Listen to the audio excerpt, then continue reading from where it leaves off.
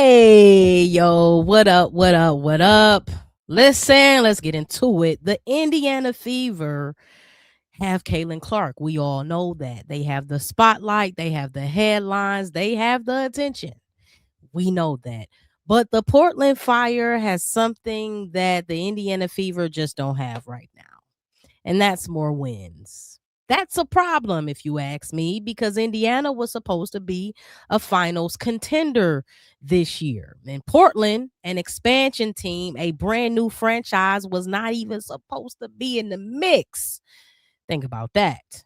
Every time Indiana loses, the conversation becomes all about Caitlin Clark. What happened to Caitlin? What's wrong with Caitlin? Is she injured? Is she frustrated? Is she leading properly? Is she playing defense? What's going on? But while everybody's debating Caitlin Clark and the Indiana Fever and their woes, the new team, the new kid on the block, Portland Fever just keeps winning basketball games. So tonight, I don't want to talk about who's popular and who's getting the attention and who needs to get the attention. I want to spend some time talking about basketball. That's something that we don't, unfortunately, the sports community don't speak enough about. Let's talk about the results and not talk about all the nuance in the middle. Again, one team has the hype and the other team has the win. So I got to ask y'all, shout out to y'all. Welcome back to Her Core, Her Rules. Did Portland expose Indiana? Or are we finally starting to see who the Fever really are? Ooh, it might get a little touchy today. Somebody might get their feelings hurt today. That's okay. That's okay. This is a safe space. What up, y'all? Happy Monday. Welcome back to Her Core, Her Rules, the realest women's basketball breakdown on the net, and the only place where hoops meet higher perspective. It's your girl, Naja Lee. This is episode 96. We kicking real talk from upstairs while y'all here. Hit that like, hit that subscribe, man. We on the road to 1,000 subbies. Join the movement, join the family. Remember, when you join the live chat, you instantly become the co-host. So if you want your voice to be heard, if you want it to resonate among the people, hit that subscribe, join the live chat, and let's get to it. And by the way, make sure y'all hit that hype button. Tell the people where the realest conversation thrives about women's basketball, man. Let's get into it, man. Oh, this gonna be one of them episodes that y'all gonna want to replay because there's gonna be some jewels dropped here. Again, I need y'all to cash in y'all participation points early. Let me know how you feeling, what the vibe is. Happy Monday, and again, happy Monday. Welcome back to Her Core, Her Rules. Have the Indiana Fever been exposed? Not just in the Portland Fire game, right? They had some hiccups to start this season, right? Rotational hiccups, chemistry hiccups, leadership hiccups, and I'm just trying to figure out, is this the tone that we should be expecting for the remainder of the season? Or will they have a cute little bounce back similar to the Aces, right? What are we looking at, and what should we be expecting? Now, we all know that a big portion of what's been going on right now in the league around the Fever has been surrounded by this heated exchange, right? On the sidelines. Okay, first and foremost, gotta get the people involved. Shout out to Jeremy. Welcome back to Her Court, Her Rules. You feel me? Again, welcome back to Her Core, Her Rules. I just realized I ain't got my overlays up. You see what's going on here? Hold on. Let me see what's going on here. This ain't even the right overlay, but I'm gonna go ahead and just roll with this one today because I ain't got time. See how the devil be trying to cook me in at the top of the episode? I ain't got time. Shout out to Jeremy. Welcome back. What up? Happy Monday. Her Core, Her Rules. We in the building. We live and in effect. Y'all, by the way, we just got a new member that joined prior to this live. Shout out to Ken. Shout out to Ken Dealworth, I'm sorry, who just became a member today, just joined the family again. Become more than a viewer, Okay, be a part of the fam bam. Like my guy passing through. What up? What up? What up? Welcome back to Her Core, Her Rules. We got members in the house. We got La Familia in the house. Again, appreciate y'all for pulling up every Monday and Friday at 6 p.m. Did Portland expose Indiana, or are we finally seeing who the Fever really are? The conversation right now, okay, right now is surrounding this heated exchange, right? Nobody knows what was said. I'm not a lip reader or a mind reader. I don't know. Y'all, if y'all got old school parents, when you stand in the front of the TV, what they say, your mom and daddy wasn't no glass maker. I can't see through it. I don't really know what's going on, right? But what I do know is that this exchange kind of given that multiple parties, including the two at the forefront with Stephanie and Caitlin, multiple parties are over it, right? Maybe they are over just this one moment. Maybe they are over kind of what they've been seeing, what's going on in the locker room, the rapport or lack thereof between the leader on the court and the leader of the team. I feel like the people are feeling like that's what it's reading, that some people are over this, right? What do y'all think? First and foremost, what do y'all take from this non-audio clip? Just body language, right? Just body language. What are y'all taking from that? And we gonna get into the episode, right? But I gotta hear from the people first. I gotta hear from the people. Y'all the co-hosts, okay? Y'all the co-hosts. Not the Indiana Fever. Caitlin Clark was exposed last season when she missed games due to injury. Games due to injury. And the Indiana Fever was overtime in game 5, away from a berth in the WNBA finals without Clark. Okay, he's cooking already. Jeremy's cooking. Jeremy said, first of all, Naj, I noticed the reunion. Okay, I got some hot links to put on the grill. Hold on, here we go. Also, the solution was drafting Raven Johnson, which we all knew that Clark's spot at the starting point guard was in jeopardy. Now, Jeremy, you've said this a couple times on in the live chat, stating that you believe that potentially the Indiana Fever may be gearing up for a replacement in the future, whether it's the near future or the distant future, that you may think that they might be putting some ones and twos together to make sure that they have a legitimate backup point guard if Caitlin decides to depart, or if they decide to break up with Caitlin. Nobody really considers that this team may want to break up with Caitlin. So for me, from my perspective, where I sit, right, my side of the aisle, I'm looking at this exchange and I'm taking it with a grain of salt. Again, when you are not a part of a community, you don't know how these parties tend to communicate together. You don't know the terms and conditions of how we are allowed to speak to one another. So sometimes you may be observing me and my homie, and we loud, you feel me? And somebody on the outside might say, "Oh no, y'all should be more respectful."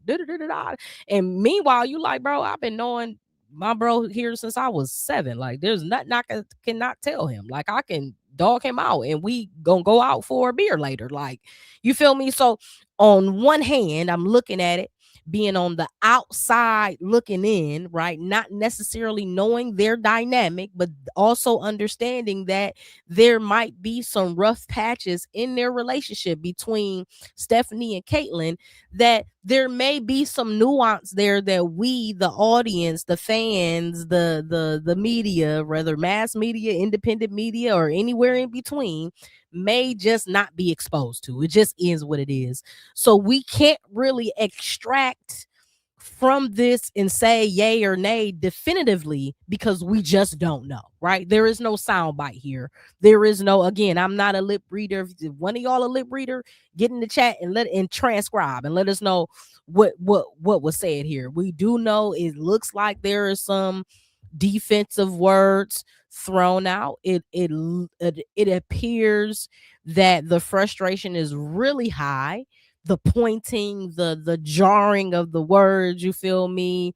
Almost like she wanted to throw a clipboard. Again, though, People who have come up and played with coaches that kind of spaz out sometimes, this ain't nothing, right? I done had a coach throw a chair, throw a clipboard. Sometimes in your professional setting at work, managers, supervisors, general managers, owners, right? We have seen he or she, them, they, we've seen them go berserk for certain moments, right? You know what I mean? And I come from a sales background. So if ever you are in a sales meeting, there's flying all the time. It is what it is. You have to decide if this is the space you want to be a part of. You have to decide if this is going to align with you.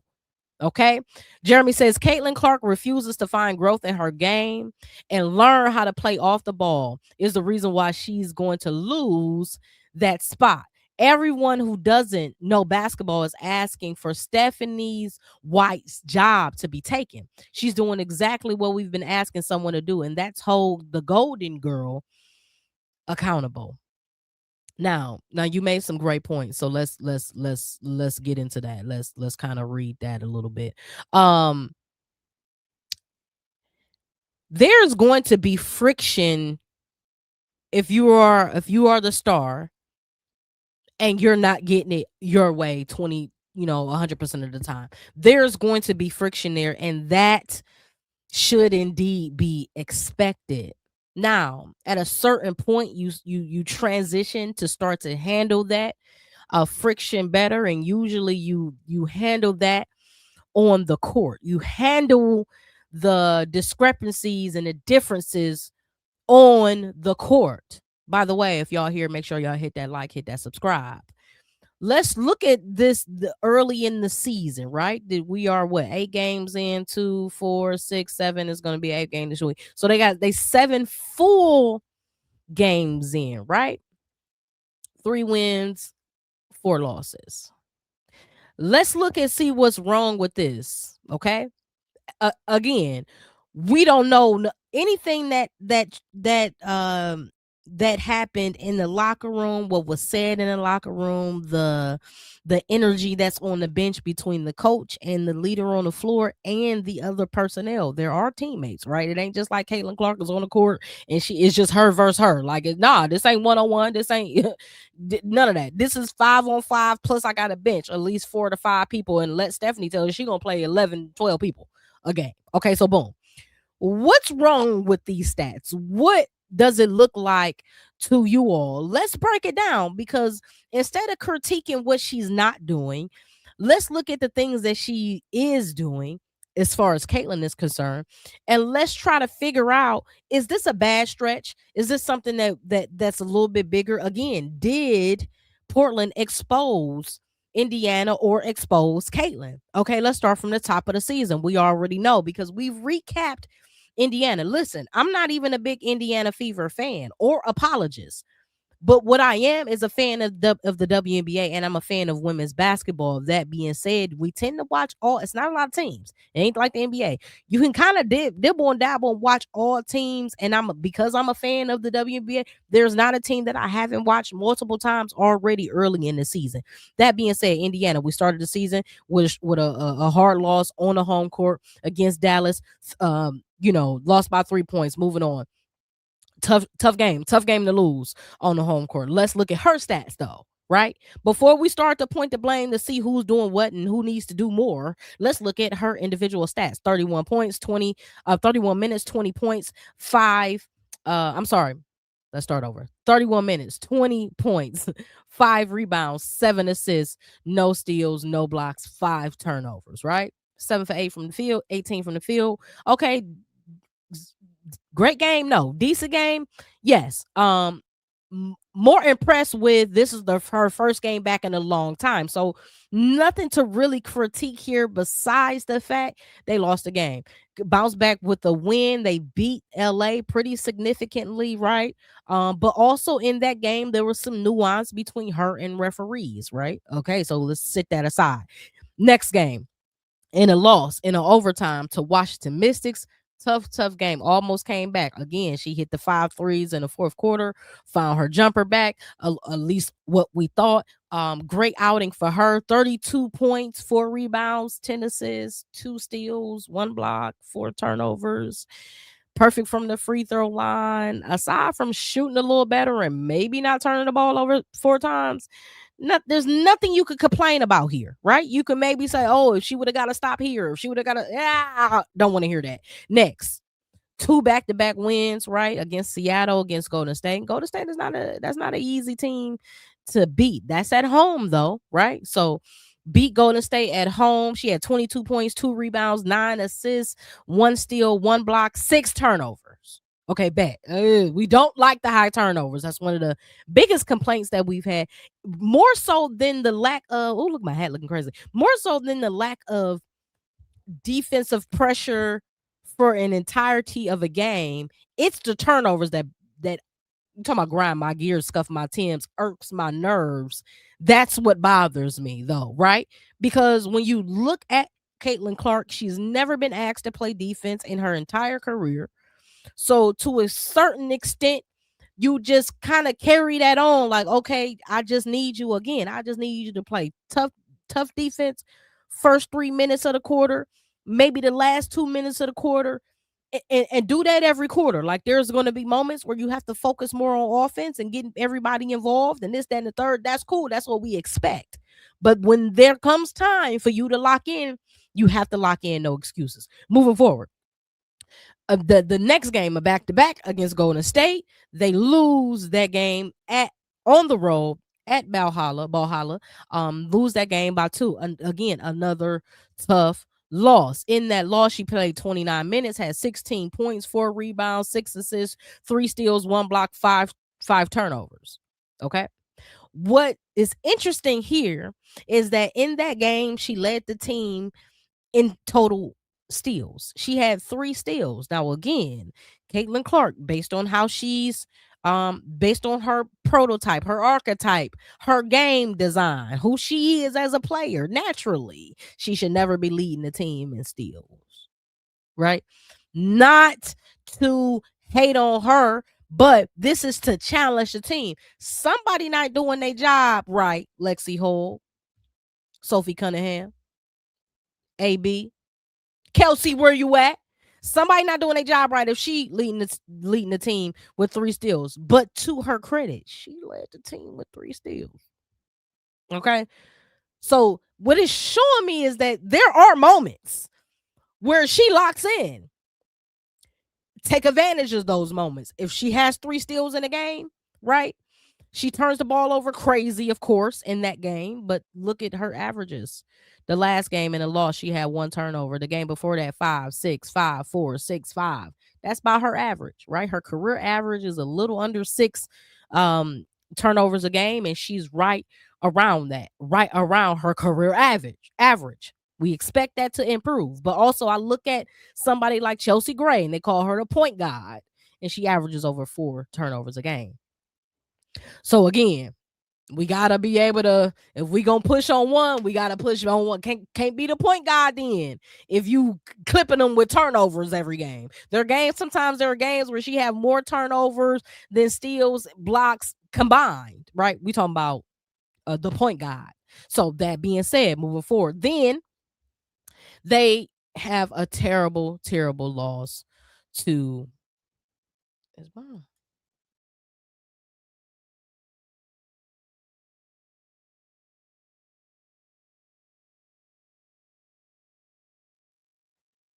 My bad, y'all. My mouse then clicked me out of my own live. See how you got? I'm trying to tell y'all. I done got clicked out of my own live. When I first pulled up, my overlays wasn't on there. So now, hold on, y'all. Let me get everything set back up. See what I'm saying? The ghetto. So where we are here is that there is some growth that needs to happen. But however, she's not playing horrible basketball, right? She's not playing horrible basketball. But again, in this Portland Fire game, she was held to 6 points. Let me get to these comments because I couldn't see them. Hold on. Roosevelt Johnson, love the commentary. Appreciate you. Welcome to Her Core, Her Rules. Peace and freedom. Miss D, peace and freedom. Welcome back. The family pulling up. Welcome back. Hey, Jeremy, passing through chat. Again, it's always love in the chat.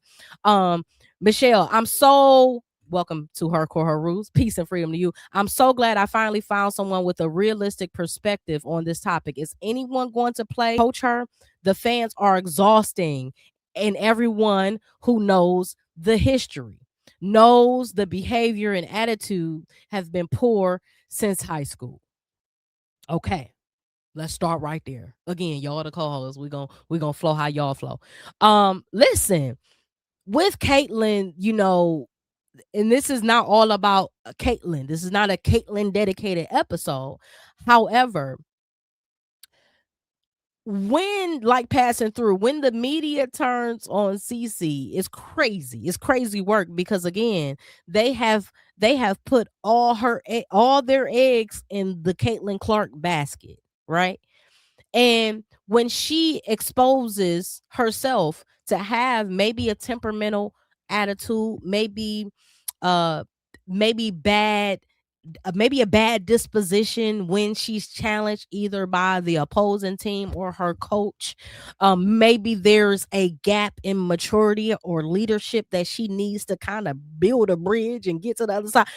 When all that's happening, all you hear the conversation is about what she's not doing right? And to a certain extent, that is fair. That's absolutely fair. But we're never looking at the rest of the team, though, right? This is a team game. This is a team sport. And when she's playing Superwoman basketball, they win. When she's playing a less than perfect game, they lose. So, in my opinion, humble opinion, it is not just on her to be the deciding factor between a win or a loss. Again, if your team is struggling with stopping guards and stopping penetration and limiting points in the paint, that has to be a collection of people that jump on board and say, we're going to take this challenge. Y'all know I got the buffoons in the background, Cavs. That's my team. Cavs state of mind. One thing about them, what they exposed themselves of as being not team players, because when Harden was getting cooked, nobody stepped up, right? Nobody said da da da da, like, no, I'm gonna get that. When Caitlyn is out there getting cooked, and we saw it in the Portland game, we saw her get cooked multiple times.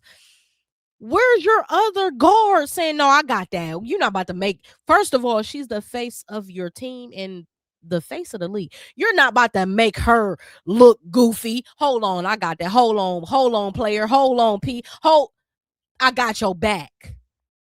Where's that energy from the team? Again, nobody is ever challenging Kelsey Mitchell to step her puppies up.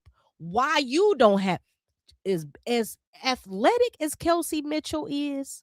See, here's the thing. Caitlyn ain't the most athletic young lady out there. That's not her skill set.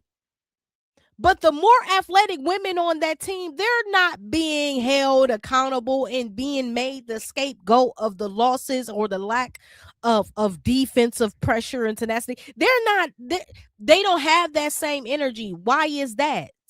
Again, that's where the pushback in the narrative has to be challenged. Okay? Jeremy said, what up, Ms. DC? I love that. She got her whooped by a great defensive team in the Valks and the real number 22 point guard, Veronica. A gritty Portland team who don't care who you are. They're going to play basketball. And I see, and that's now we begin to get into the parallel. Appreciate y'all. Again, by the way, make sure y'all hit that like, hit that subscribe. Y'all know at least 70% of the people that watches our live and watches this content is not subscribed to Beyond the Lens TV. Oh, I would just love if you just hit that subscribe today. Appreciate y'all. Look, what actually happened? Let's talk about that game. The Fever started hot, opened the game on an 8-2 run. Clark scored or assisted on every single point, right? She has not necessarily the control of the team, because that seems a little narcissistic, but she has the power to dictate the team's energy. When she comes out fresh and like popping, like getting crowds involved and motivating and encouraging her team, typically everybody kind of falls in line, right?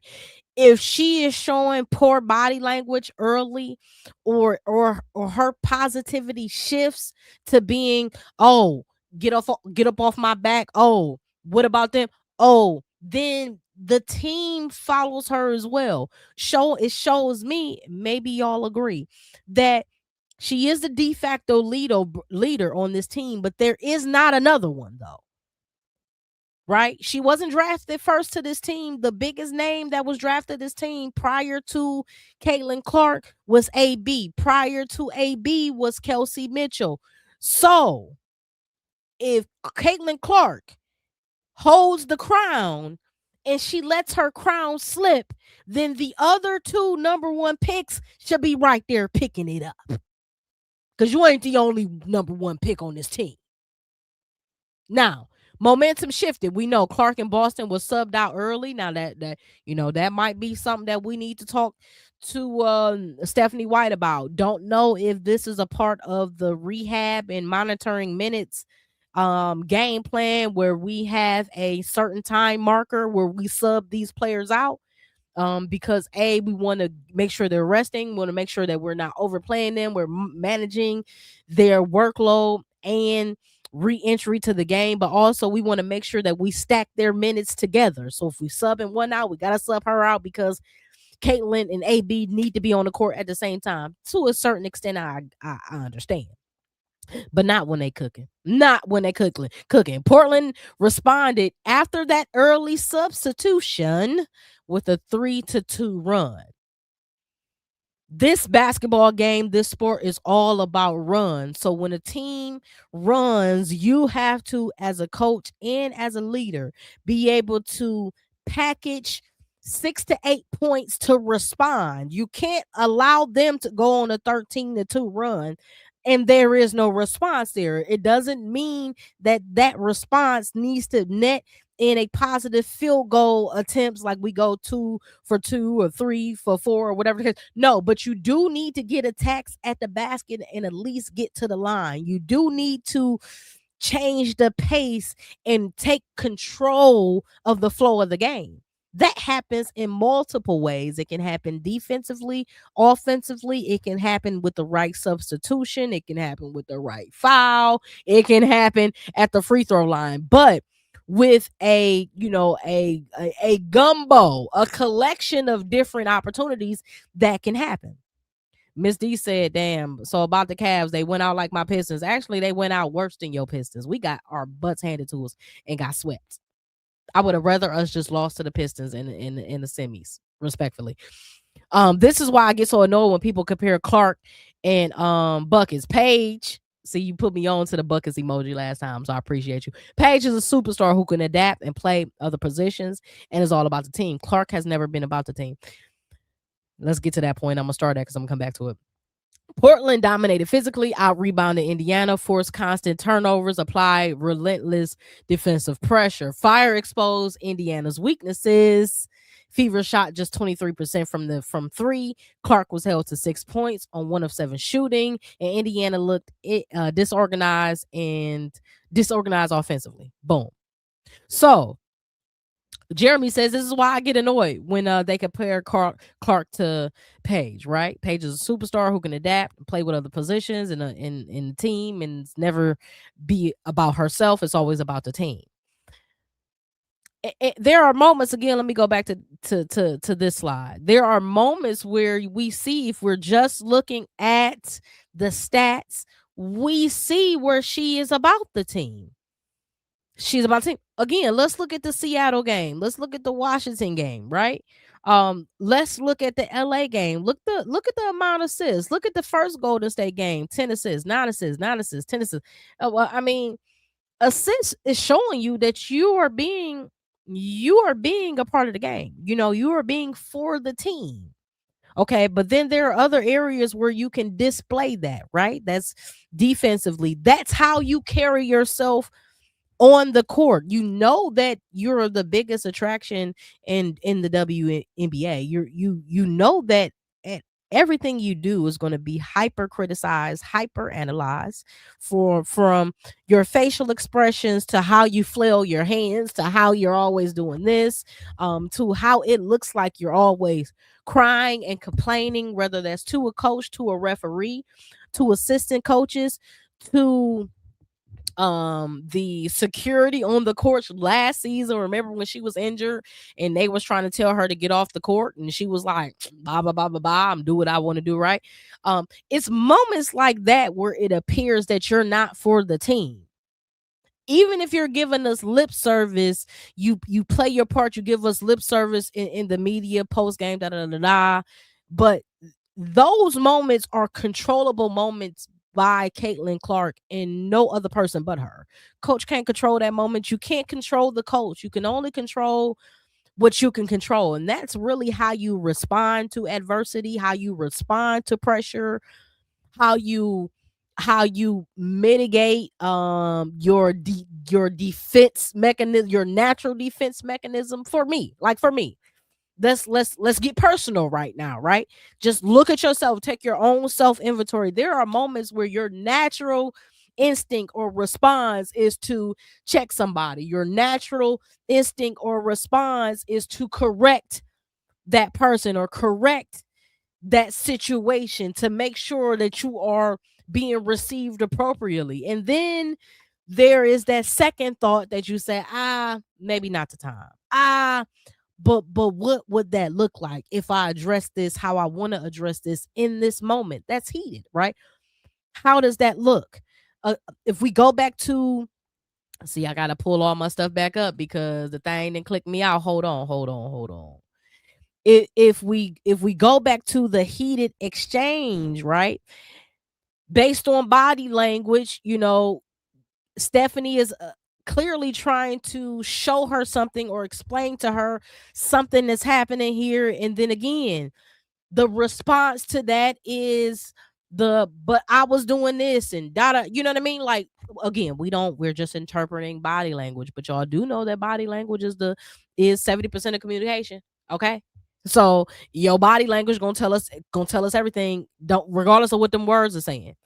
So that being said, it's like sometimes that part needs to be adjusted. Sometimes there needs to be a moment where you look yourself in the mirror and say, okay, I could have handled that better. And I'm sure she does that, right? Most people do. You got to be kind of cuckoo for Cocoa Puffs to never, ever take your own self inventory and be like, yeah, I got to tighten up there, right?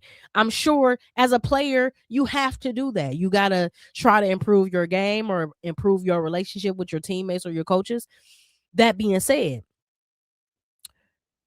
to Miss D's point, Raven is the only guard that can D up the front court. It's too small, weak, besides MK Timpson, Michaela Timpson, and AB.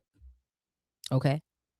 Here's the thing. I think that defense, just like what we do know to be true, is that defense is about effort.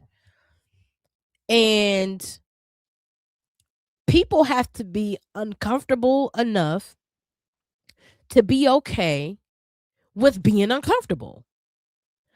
It's not going to be easy to do the thing you don't want to do. And this is not a Caitlin monologue, right? This is not directed to Caitlin, but this is directed to everybody on that team that's been asked to do a thing that they don't want to do. Speaking of Raven, you don't think Dawn asked her to do some things that made her uncomfortable and challenged her in the off season? By the top of that next season, by October, Raven, I need you to be this, that, and the third, right? Not just be our defensive specialist and the person that can control the pace. I need you to lock in on your offensive game, get better at getting to the basket, get better at the mid range, da da da da da.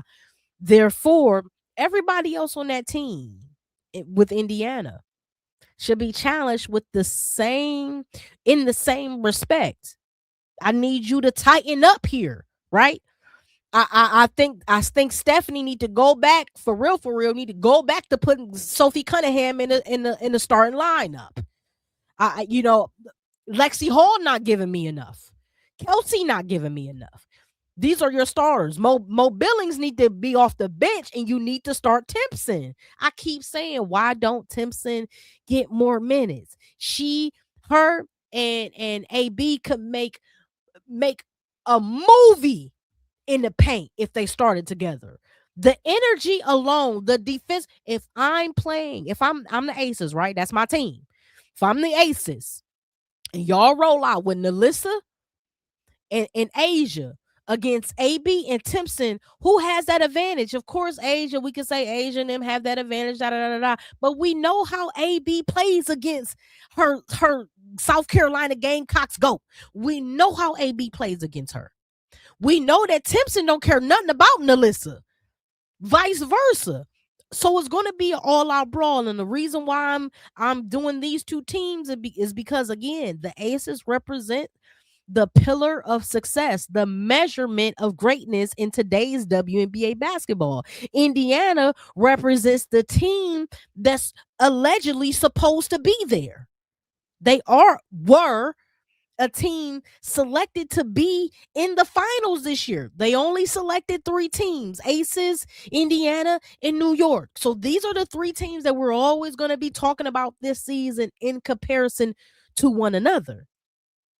CC has to listen to Stephanie White and play defense and limit turnovers, because that's what cancels her assists. I mean, the turnovers really are the biggest punch in the gut. The biggest punch in the gut this season, because again, that's all of your control. Some of these turnovers are offensive fouls. Remember, we saw a couple of those she caught against Dallas, trying to do too much against Isaiah James, and Isaiah James just being a very high intelligent, high EQ defender. She was able to get under her skin. Some of these turnovers are you're ahead of the player. The player is in the wrong spot. You know where they should be, but they're not there. You're trying to figure it out. Like, why aren't you just there? It was right there. If you just want to be in your spot, it wouldn't have been a turnover. All the turnovers are not on her, but the majority are her responsibility. Nonetheless, if you can clean that up, y'all, I don't think the people will be talking about her lack of defense. She's not the only player that has more offensive skills than defensive skills. She's not the only one, right? Nobody's talking about how Olivia Miles be getting cooked,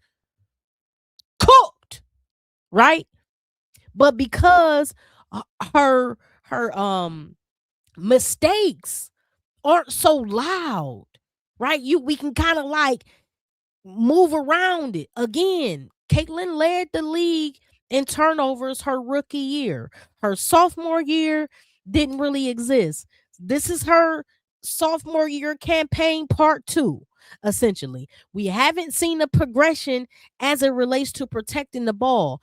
I could care less about how she develops defensively in her 3rd year, really her 2.5 year, right? I can care less about how she develops defensively in her 2nd year or 3rd season, when that takes more effort and more lock in than her ability to just manage the game better. CC and Sophie can't guard they man. Oh God. They giving up just as many points as they score, and even more. They got to hold that L and commit to getting better. You know what? And as much as I used to really like Sophie, and I thought that she had better defense, especially those Phoenix years, and even last year. Like, I thought that she did great with that team last year. I think that there's some part of the starter core that says, well, if she ain't playing defense, neither am I.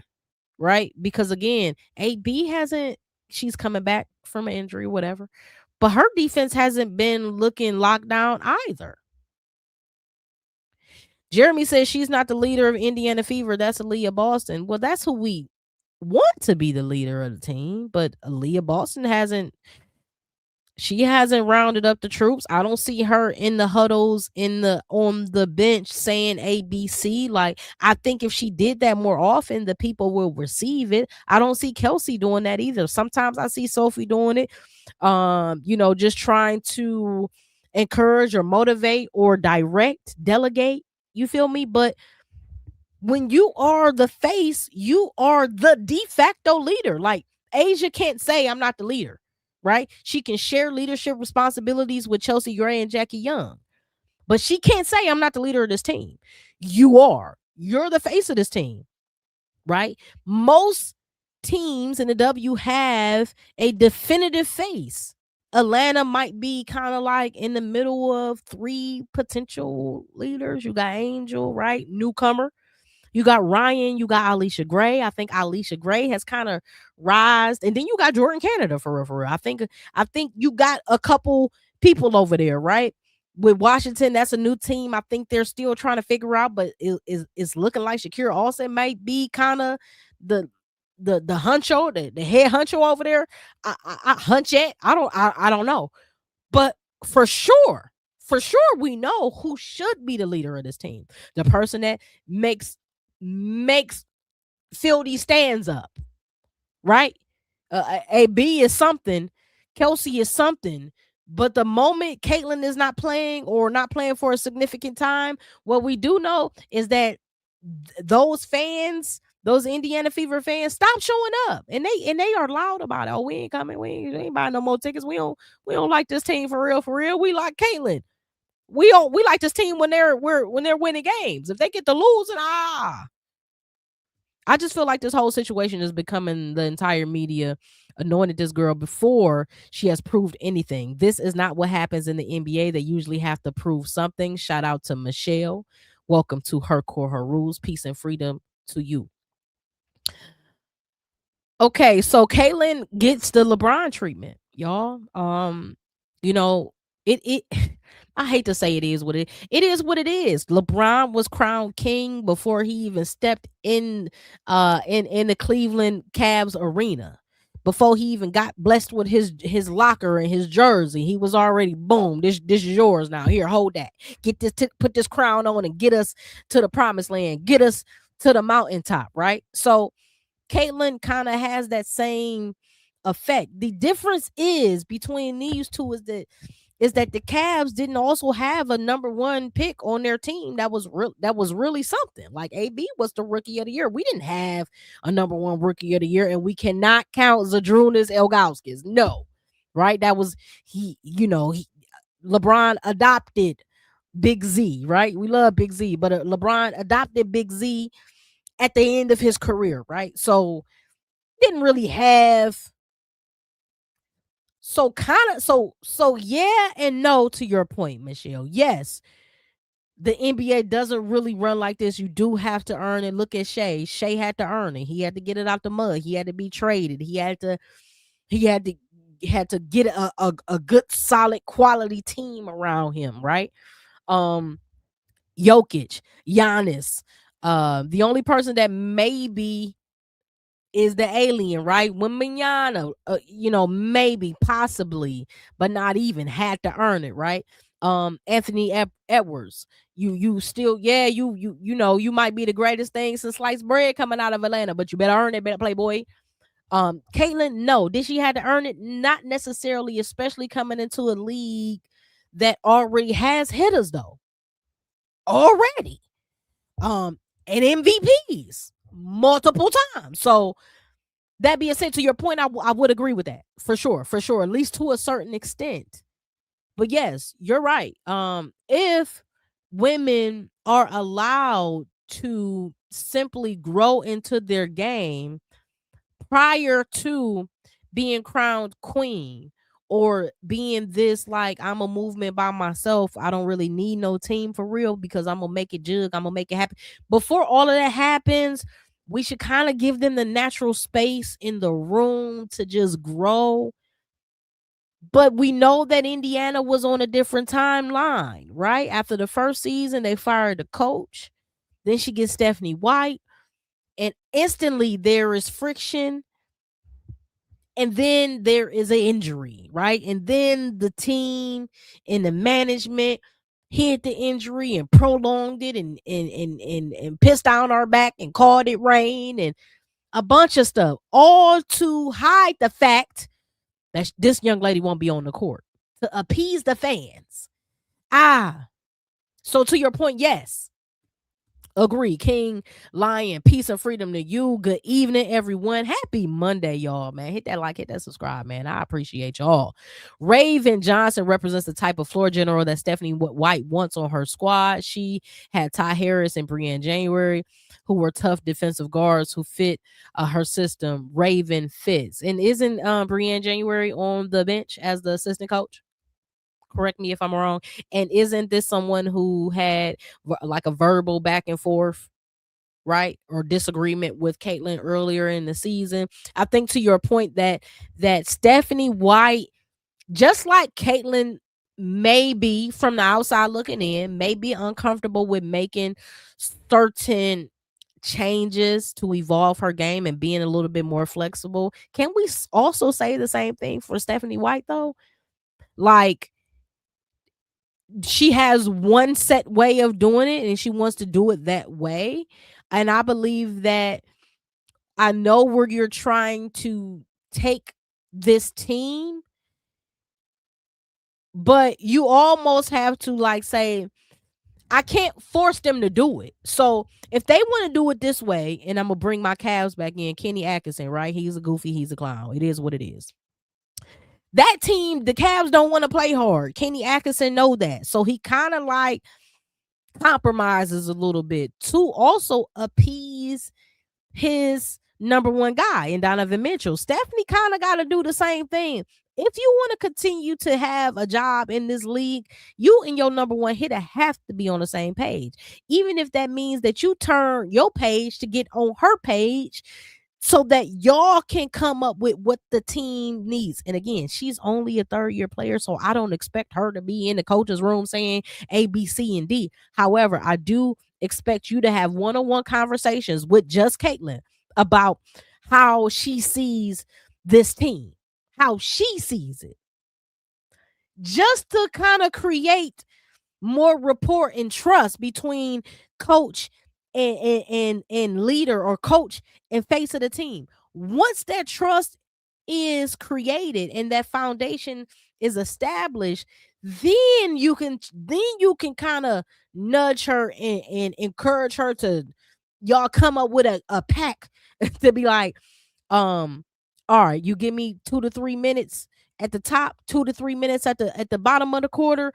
You lock in, you feel me? The middle of the quarter, right? That middle 6 minutes, go off, do your thing. Like, and then I'll supplement that with surrounding you on the court at that time with the Raven and you know, with a Bree Jones or whatever, to make sure that, or Bree Hall, I'm sorry, to make sure that you have better defenders on the court with you. But you gotta have some defenders on the court with you, and you cannot. Maybe it's time for Kelsey to move on. I don't know, and I'm saying that because I was very high on Kelsey and Caitlin even last year, but maybe they just don't work on the court at the same time. Maybe that's it. Mo Billings would be so much better if she was still with the Valks. Absolutely. Oh boy, I hate to admit that, but yeah, she don't look good with Indiana at all. GODKA, God KA, or God, however you got it. I appreciate you. Peace and freedom to you. Welcome to Her Core Rules. I love your takes. You're being very factual and not being a hater, telling the truth how it is. Again, man, it's so much hate in this basketball space, and which is crazy to me because every time I play basketball, I love it. I don't even care if I'm playing on 2K. Sometimes I'll be wanting to break my sticks in half, but basketball is such an enjoyable place. There's no need to hate about it. Lisa says, welcome back, Lisa. Peace and freedom to you. Happy Monday, y'all. What gets me is Caitlin fans keep saying she needs a male coach, but they are losing it about that little thing between Stephanie White and Caitlin. Imagine what a Gino or Gino Jr., Dallas coach, would have done. Let me tell you something. Benched her for sure. Benched her or not starter. Oh, you want to hold on. You don't want to take heed to the program. You don't want to fall in line. You feel me? Imagine what would have been said in a presser if that was a Gino or even a Dawn. I don't think that the gender or the sex of the coach matters. I think there is a maturity gap on both ends of the spectrum between the players and the coach. There's a leadership gap on both ends of the spectrum. Um One party can't hold more accountability than the other. They have to share it equally. Coach and team, individual and collective. It has to be a shared pot. Right now, I don't think that people want to share it. They want to just push the blame to coach side or Caitlin's side when actually this is a collective of disagreement, right? And miscommunication. Coaches need to get into their locker room, into their room, and hold one another accountable. Coaches only meeting. There needs to be a player only meeting. When they hold each other accountable, then both parties need to meet in the middle and everybody get it all off their chest. What I believe is happening, there is too many clicks. It's a click circuit up in that locker room, right? You probably got Caitlin, Sophie, and Lux and Lexi. They all boom, boom, boom, right? Then maybe sometime AB and Kelsey is in that mix. They blah blah blah. Then you got the bench. They kind of stick with each other. Then you got the newbies, right? You got Raven and Timpson. They kind of like, you feel me? And then here and there, people bounce and eat at somebody else's lunch table. Y'all remember high school. You remember you ate at the same lunch table every day. Da da da da da. Right? Only time you went to somebody else's table is if they had some over there that to offer that you was trying to get up on, right? Somebody was playing cards at lunch. Oh yeah, they playing cards on. I'm about to go over there and play Uno with them. We got 30 minutes without and ate my little $5 food, ate it in 5 minutes. Go over here, boom, boom, boom. Somebody over there, they're studying, right? You share your third period with them. They over there studying. They just, hey, oh, I need to go rub elbows with them, make sure that we got our notes right. You could kind of tell that there are designated places where they eat and dine, right? There are cliques over there. That needs to be broken up. But it can't be if potentially the leader of the Mean Girls may be the face of the franchise. Again, I'm on the outside looking in. I don't know nothing. But what I do know is women's behavior. Been around a lot of women. I'm a woman. Sometimes I say, unfortunately. I don't know. Sometimes I'll be like, oh, God, why do I have to be a woman? However, the good thing about women, and me and y'all have this as well, the good thing about being a man is you can read men. You can see it, smell it, see it. Same thing about a woman. And we do know is that people in general, humans in general, are clique. We come from a village, from a tribal mindset. We want to be a part of the function. We want to be a part of a group, whether that's to feel affirmed, whether that's to feel validated, whether that's so that everybody has a similar mindset, whatever the reasons are. You want to be associated with a group. Could be family, could be work, whatever. I see a over reliance on that group think, that group mindset, and nobody on this team, from my perspective, is willing to step up and say, nah, I don't like what Stephanie said. I don't like how Caitlin's behavior. I don't like the fact that as a collective we have large lapses in defense, not just one, as a collective. Nobody's willing to step up. Lisa says Gino and Jose would have cussed Caitlin out and benched her for the rest of the game if they were trying to draw up a play and Caitlin was acting like Gino would Gino would have her sent to the locker room. Absolutely. Absolutely. And the difference is that this is the reason why I think Gino and Dawn and them will always stay in college, because you can't move like that in a professional setting. Not to say that that's unprofessional, but the clarity or the underline there is that these are paid now $1 million athletes, right? That being said, you kind of have to tread light. You kind of can't throw the clipboards as much as you used to, right? Especially if you don't have that history on your coaching pedigree. Sometimes we know Bobby Knight, right? There are coaches that you already know what they coming with. You playing with them, you already know. We know Coach Four, we know Gino, we know Dawn, we know what's Louisville coach. We know like there's certain coaches like they ain't going for that, none of that. What's the coach up out of Ole Miss?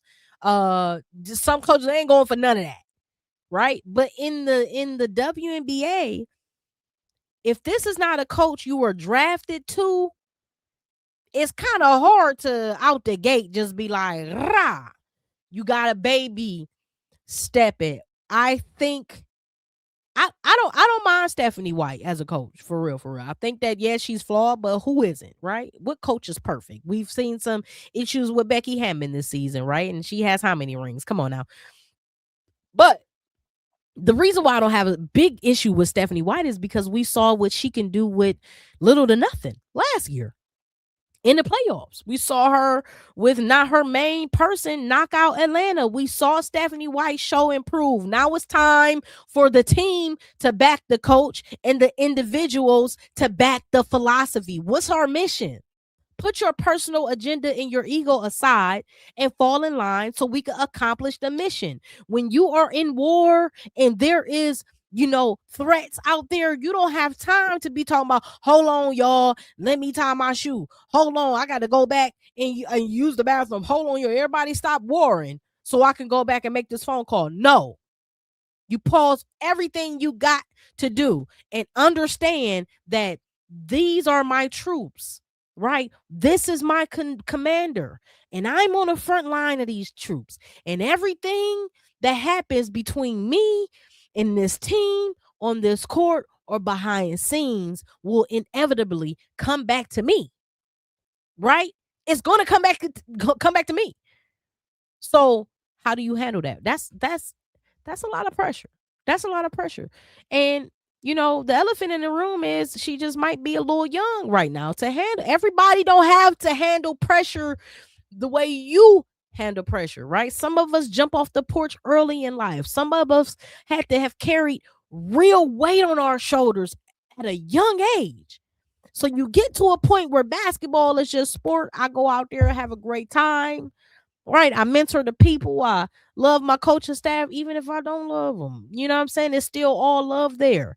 We might disagree sometimes, but we disagree with love, though. Never energy coming from me because you're my coach. I respect you for the title in itself. I'm an Aces fan, and I bet you Cheryl Reeves is going to get a hold of Caitlin and start dominating the league again and make Stephanie White look like a fool. You think Cheryl Reeves going to, you think Caitlin going to wind up in Minnesota? That will be very interesting. Shout out to you, Aces fan 2222. May I'm glad you came back, man. Her core, her rules. That's a her core, her rules original right there. Lisa, Cheryl was not going to deal with how disrespectful Caitlin is to her coaches either. Exactly. And that's the thing. I think that I guess there's probably a certain privilege that Caitlin has always experienced.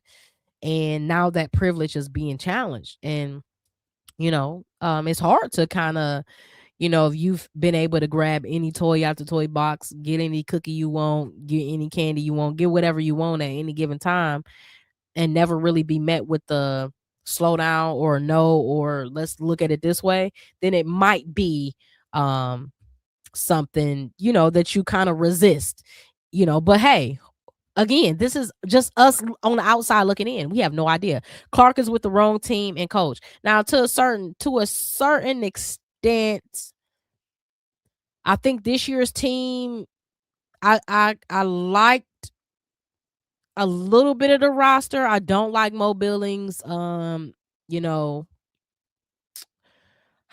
is 2020. I don't like that fit. I think that this roster could potentially work, but the player personnel has to be different at times. I don't think you can have a team with Sophie and Lexi. They do the same thing. They the same damn player, y'all. You got to pick one. When they re-signed both of them, I said, okay, that makes sense. But that shows me that, you want to keep a clique together. Because either one of them can be replaced. And maybe both of them should be replaced. Okay. Y'all saying Cheryl, that's not happening. Cheryl, Clark, and Caitlin, it's not happening, y'all. Those two seasons not gonna be together. Okay. Um, Caitlin isn't happy in Indiana, so yeah. She ain't gonna play no hard defense. Yeah, I don't think she's happy in Indiana. I don't think that she's happy with the coach, and I think she's made that clear last year. But here's the thing: is it the coach you're not happy with, or is it what the coach is asking of you? Because every coach is gonna ask you to play a little defense. Just a little bit. But here again, if I'm Stephanie White, I'm like, look, man, listen, man, I'm with you, dog. I don't want to play no defense either. Here's the if you give me the first 2 minutes, 2.5, 3 minutes of the game, or the quarter, and give me the last 2 minutes of the quarter, just give me 4 to 5 minutes, solid minutes of defense every quarter, right? I'm gonna have a code word where I'm be like, hey, okay, hello pineapples, okay, um oakwood, whatever. I'm gonna have a code word where this my time. And now she's expecting me to lock in on defense at this moment, right?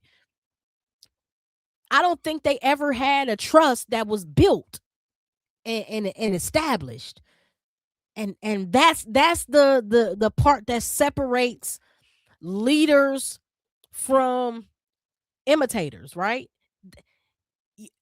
Me as a leader, I have a coach. I'm going to establish that trust early. Hey, this is who I am. This is what I do. This is what my vision is. These are my goals. These are my strengths. These are my weaknesses. These are my opportunities. This is what I'm expecting from you. How can I assist you as a leader? How can I benefit this team? What role do you want to play? What role do you want me to play?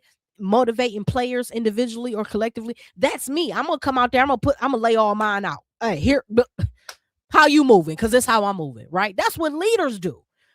Maybe there's a disconnect in expectations of what a leader should be doing from her position and from Stephanie's position as a coach. Maybe again, we're on the outside looking in. We don't know squat. Let me see. I'm an Aces fan. I do know that Caitlin is handcuffed. Yep. You just hitting something that most people don't see and want to talk about. Caitlin Clark and Stephanie White are more alike than and people see. Shout out to Miss Doreen. Welcome back. Welcome back. Peace and freedom to you. Exactly. I think they are two of the same on different spectrums, right? I think they have the same flaws. Ego, lack of leadership, right? The ability to persuade an individual to so they can see it the way you see it, and then they feel inspired to kind of do it the way you want to do it, or at least come to an understanding of how we want to do it. I think they both suffer from that. And again, that's from the outside looking in. We don't know squat. But we do know people. This is a very mature crowd on Her Core, Her Rules. A very mature crowd. We understand. We know human behavior. And I think that's the disconnect. That gap can be bridged over time, but will that happen?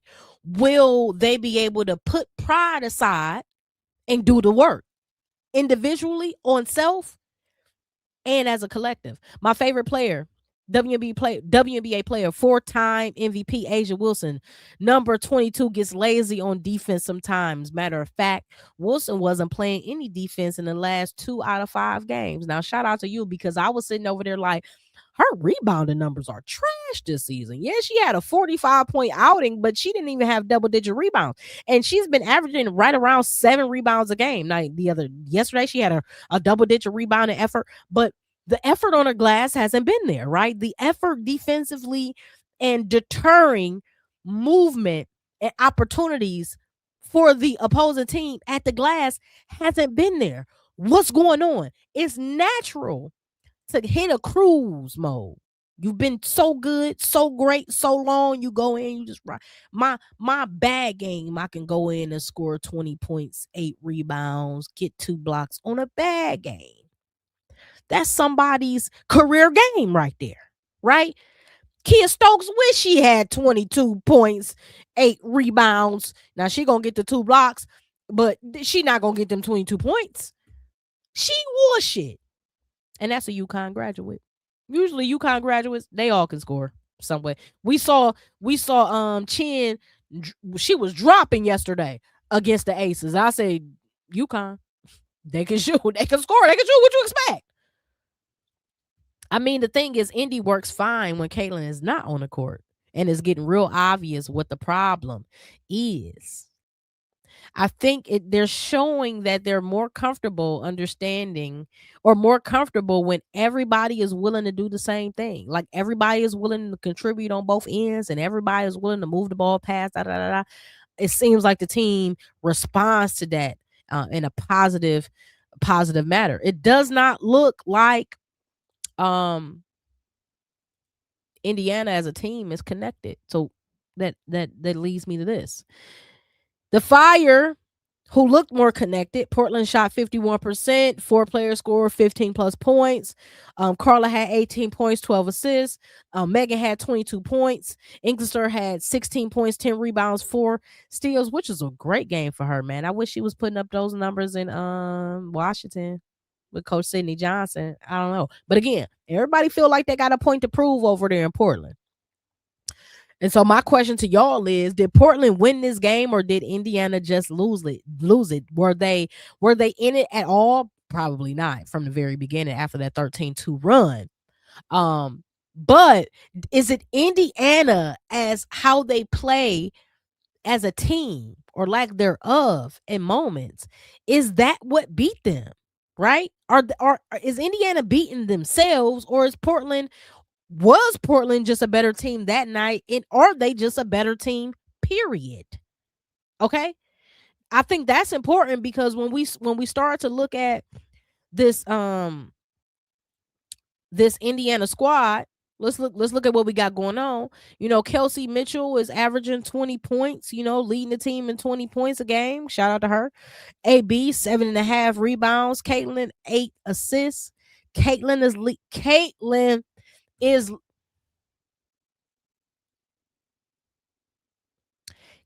Clark is leading this team in assists and blocks and steals. And everybody in the world is talking about how Caitlin Clark ain't got no defense. Well, if she's not a good defender, why is she leading this team in steals and blocks? It's showing me that as a team, they're not defending well. AB was potentially in the running, top 3 running a couple years ago, 2 years ago, not last year. 2 years ago for Defensive Player of the Year, right? Where your blocks at, AB? Why you ain't got double digits rebounds, AB? Person who should be leading this team and still should be Kelsey Mitchell. Again, this team has a collective problem. It's not an individual problem. Stephanie White said it today. They are both fiery and stubborn. To some degree, I think they feed off each other. How does that affect the team? Time will tell. Exactly. We don't know. We don't know how that's going to affect the team. Again, they have to have more time together, and I don't know if they are having, again, 1-on-1s with Steph and Caitlin, like just 1-on-1. Like, come on, let's go get something to eat, Charlie. Let's go.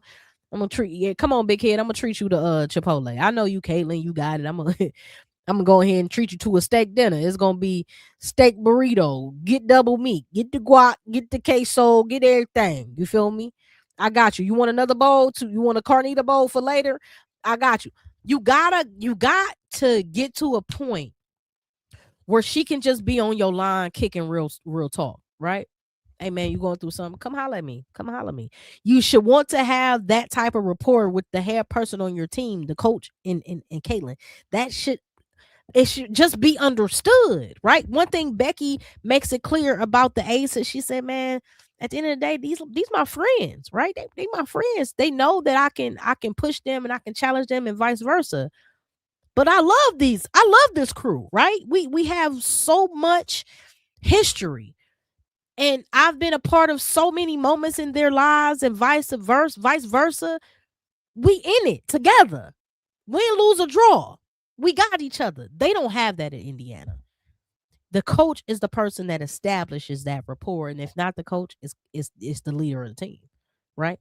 And if y'all are saying somebody said earlier, um, it's not Caitlin, it's AB. Well, AB should have that. She should have her coach's ear to the point where then you tell me and I'll tell her. You tell me. I remember when back Cavs days, right? Cavs days, right? This is LeBron's second term in Cleveland, and we go out and we trade for JR and we trade for Shump. And we really just wanted to trade for Shump, Iman Shumpert, and they threw in JR and LeBron was like, "Don't worry about it. I'll take care of that. Don't worry about that. I got him." Right? That's leadership. Don't worry about that. He's not going to be a bozo over here. Now, yeah, he ended up didn't know the shot clock, but that's after they had won a ring together. You feel me? So the leader on the court should model the same energy as the coach. And if the leader on the court and the coach both are in their own way, then the team is, you left feeling like, abandoned, because my leader on the court is doing too much at moments, and then my coach may be doing too much. So now I'm caught in the middle like a middle child. And I'm just trying to go outside and play. I don't need dinner tonight. I'm good. Y'all got it. Aces lost versus Wings and Sparks and Mercury because they were not playing defense. All I'm saying, don't slander CC when people don't even have the facts. Exactly. There are multiple teams this season that we've seen not play defense. Again, we saw Dallas not play defense, right? We've seen the Lynx at moments, not many moments because the Lynx been winning, not play defense, right? I mean, the defending champs sometimes forget how to play basketball. We've seen LA been pretty bad defensively, and they have NECA, right? They have Ray Burrell. They have pieces, right? They have De'Erica. De'Erica been playing like poo butt. Okay. Gaming Newbie X, shout out to you. Peace and freedom to you. Welcome to Her Court, Her Rules. Gino will let Caitlin be Caitlin. Oh, here we go with the victimhood privilege bush. I mean, hey, she got a little privilege for sure, but it needs to be addressed, and it has to be addressed by the coach. And if the coach is unwilling or unable to do it, then management has to do it. Hey, pull up. We're having a meeting. So instead of coach taking you out so you can get Chipotle, right? Carrabba's, whatever. I'm trying to name restaurants to start with C's. Then management take you out and you go get some real steaks, right? Some tomahawks, right? Caviar, okay? And let the understanding be known. And y'all spend as much time as they spent in that lockout trying to find an understanding. You got to do that with your coach and your ownership, right? If they don't call to me, you call to me. No, I got a problem with this, and I'm not going to play for a team that I'm unhappy on. I'm not going to be in a locker room that's toxic. I refuse. What up, B Bickham? Shout out to you. Welcome back to Her Court, Her Rules, man. I appreciate y'all. Stephanie White has been to the semifinals for the past 3 seasons, and the last 2 ended in game 5. There's one person who could lead the Fever, and Stephanie White. Now, to a certain extent, I absolutely agree with that, right? Stephanie White, she can be a good coach in a lot of moments, and then sometimes she show another face. You be like, oh, where'd that come from? Oh, I don't like that. Everybody's flawed. She has to tighten up. I think as individuals, just as human in general, I think that before you challenge somebody else to tighten up what they need to do, tighten up, you look in your mirror and you say, okay, what can I do better before I go and address this person about what they can do better? And I think that could change the camaraderie and the love in the locker room. Gaming Newbie says this team chose to pay Billings the same amount of money in New York. The same amount of money that New York pays Sibley. The front office has no idea what they're doing. That was crazy. And Billings gladly skipped over there to Indiana because she wanted to take that check, and rightfully so. Get your money, sis. But why though? She played great with Golden State. But again, Golden State didn't have nothing to lose, so everybody played well. And literally, quite literally, everybody on that team played well last year. This season with this team comes with new stakes and new heights, right? New expectations. They have finals expectations coming into this season. Mo Billings is playing like a junior varsity. She's playing like she's a sophomore in college. Matter of fact, there's sophomores in college that's probably that would bust her A right now, right? I'm looking at Mo Billings and I'm like, well, damn, they could have signed Stokey for the low. and give Caitlin Clark somebody that she got more rapport with. So there's some flaws in that office. But what I do say is that one thing about Indiana is they ain't tied to nobody. If you are underperforming, they will, by trade deadline, they get you up out of here. They will get you up out of here and get somebody else in here. So I wouldn't be shocked if Mobile was moved at trade deadline. I would not be shocked. I would not be shocked if Sophie or Lexi was moved at the deadline. I would not be shocked. They're too inconsistent with their 3 and D. I would not be shocked. Lexi plays better perimeter defense than Sophie. Yes, she does. Yes, she does. Lexi doesn't. Sophie seems to be more comfortable coming off the bench, but there's something that energizes that team from a starter position when Sophie starts versus when Lexi starts. It's just something about the camaraderie and how they get off to quicker starts in the game when Sophie is starting. I don't know. I don't know. I have no idea what that could be. I wish I could be in several of their practices. I wish I could, because then I'll come back with y'all with a notebook. This was going on. This is why things look the way they look. Stephanie White can let Caitlin be Caitlin. Maybe that's the problem. I think that's a part of it. I think sometimes you just kind of gotta understand what you got. CC is a liability for the Fever team with no defense. Yeah. She definitely is a cone on defense. But again, when you lead the team in steals and blocks, when there's a game where you lead the team in steals with 3 steals in that game, and it can't be all on you, right? Somebody, our guard perimeter core has to assist, and then our bigs have to be so dominant defensively that if there's any breakdown, it ain't like they're crossing her up and everything is a pull-up jump shot. They're getting to the paint and still scoring. So there has to be some the help defense, the rotational, right? The everybody being on the string. We all have to be committed in covering for her. It's just is what it is. Until that team gets to a certain point in their understanding that she is going to be a C- D+ defender, how are we going to prevail with her on the court? First and foremost, Caitlin Clark has to take an assessment and say, cannot impede on the progress of this team by turning the ball over. That's first and foremost. I cannot give up easy buckets by turnovers, especially when my plus minus as a defense is minus.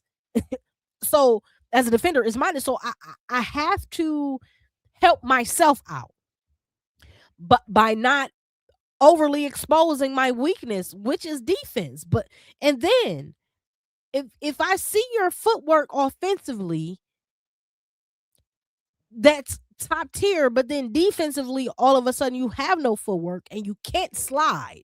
But you got the Euros, you got the behind the backs, you got the note, you got all of this where you are operating in flow and naturally, because offense comes natural to you.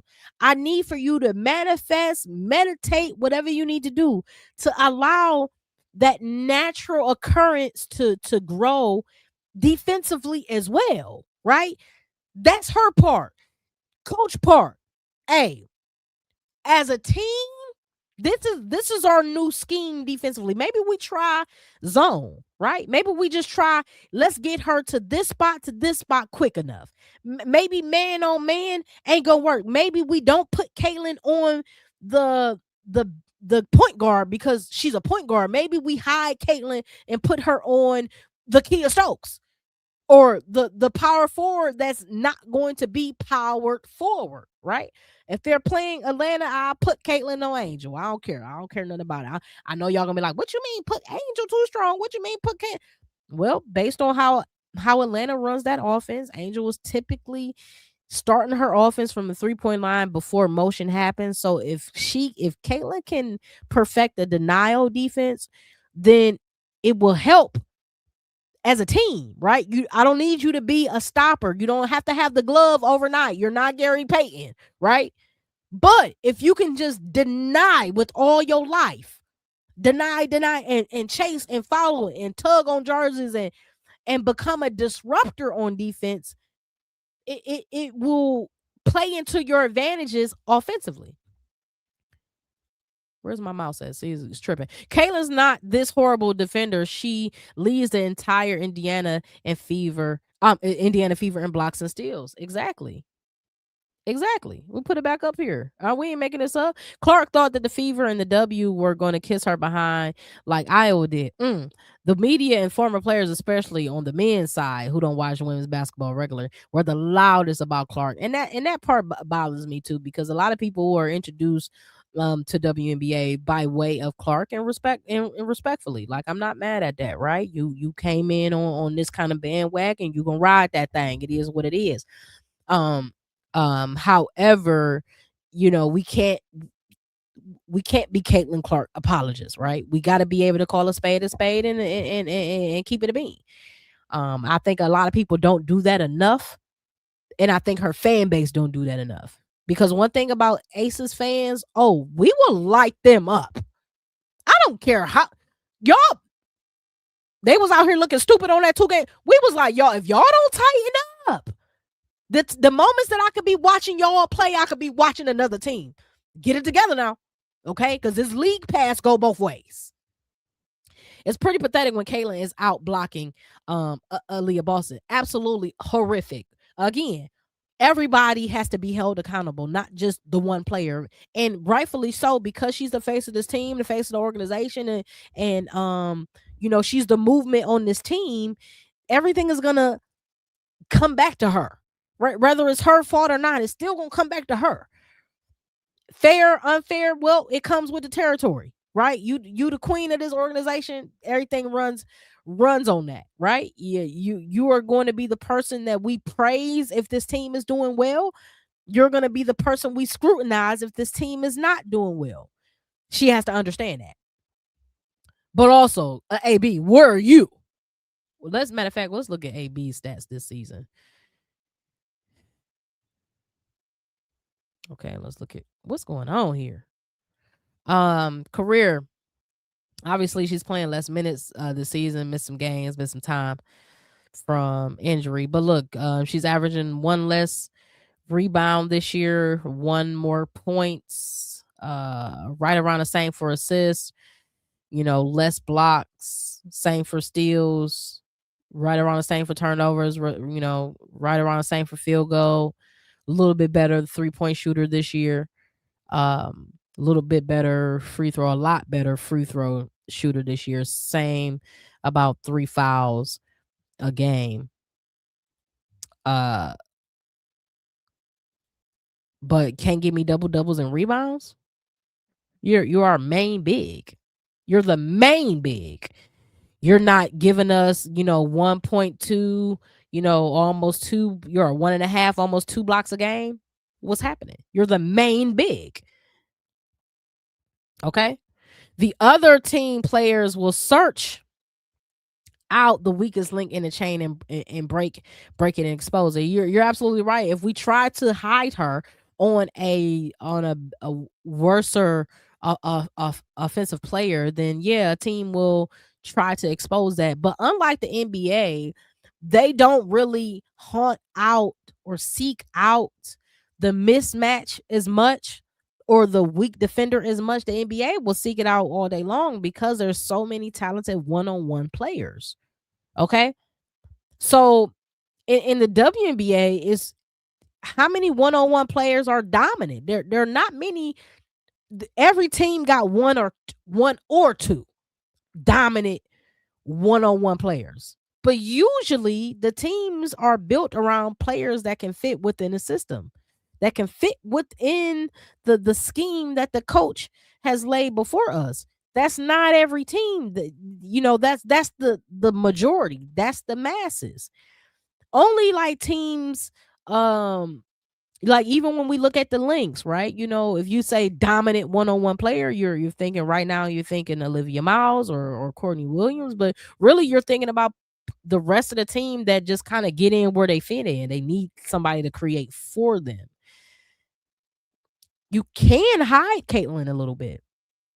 So you can't afford for her to be chasing down Jordan Canada or Lacan or you can afford for her to check Chelsea Gray in moments, but not all game, right? Because Chelsea's gonna be like, oh, I'm stronger than her. I could just get her on my hip, push off a little bit, and get my shot off.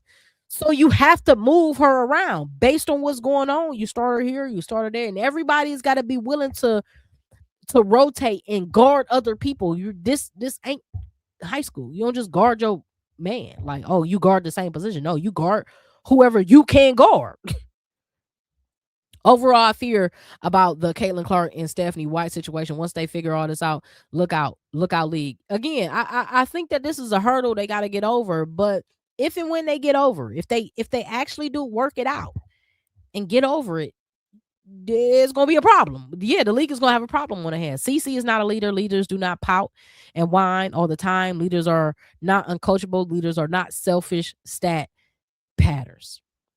I definitely think there is some growth there in her leadership that she needs to display, and I think that's a big part of the immaturity that we may be observing.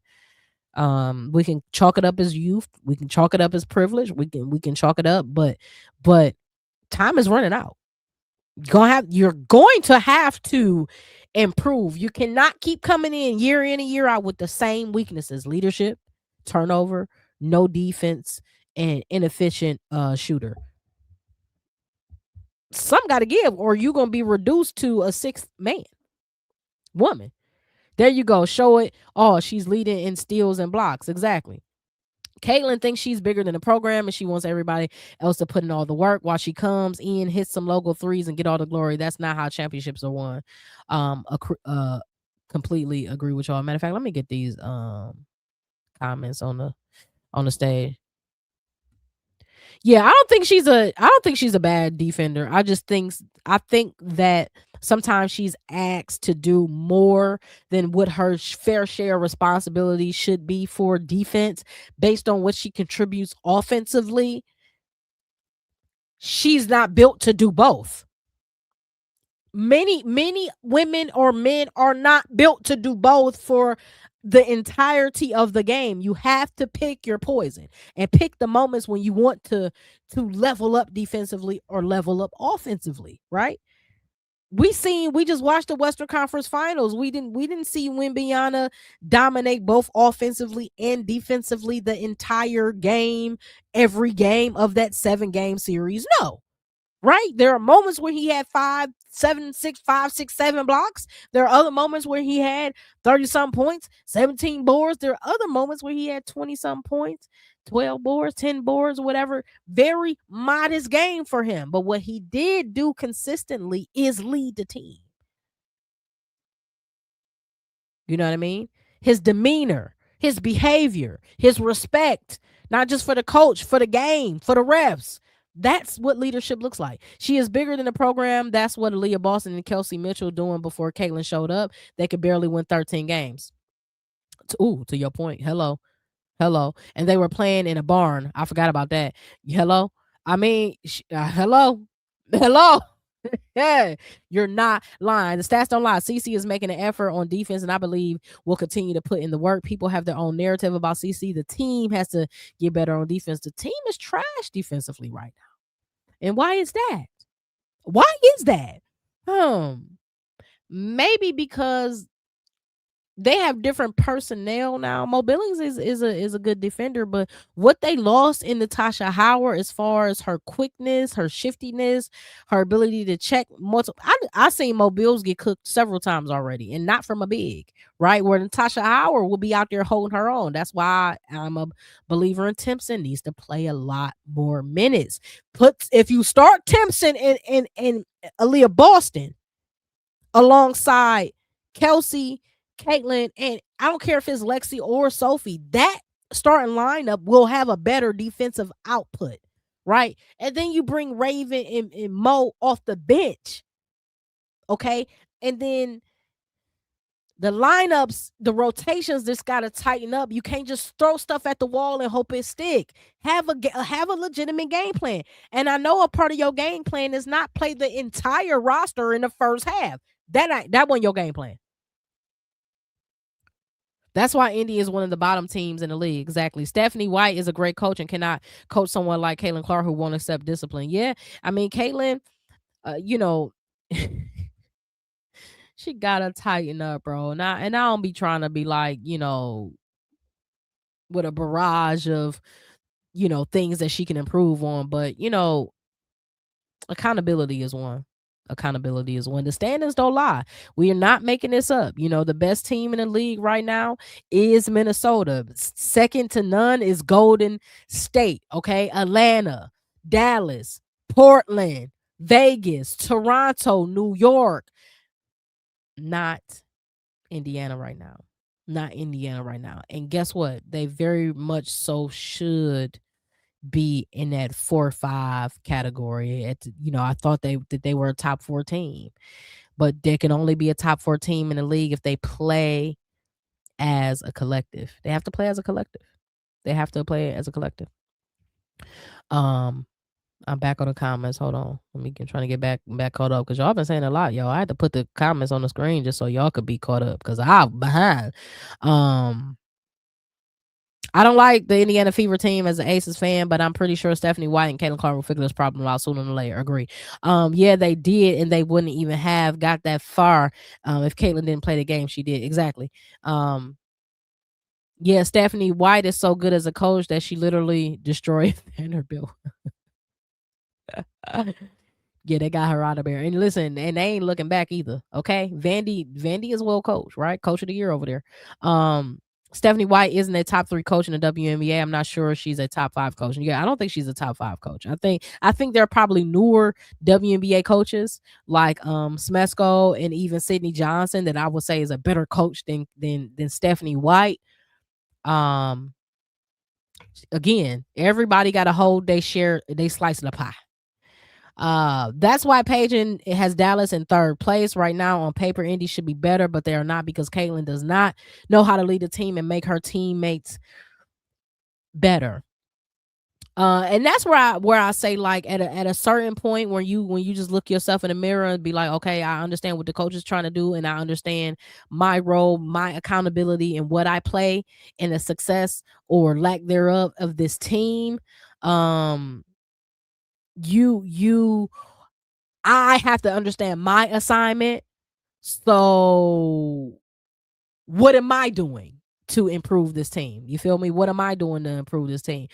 Paige buys into the system and leads her team, and Caitlin don't, and it shows on national TV night after night. Really, really, if she was able to maintain her body language a little bit better, I don't think people would even read into it as much, right? I think that she has to learn how not to respond to everything, not outwardly respond internally or respond in a locker room, go crazy in a locker room, right?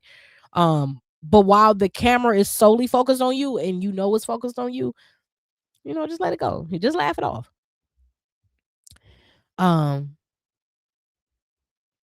I think gaming, I'm just now getting to your comments. You might be new here, so let's just kind of brief you up on how we handle things here.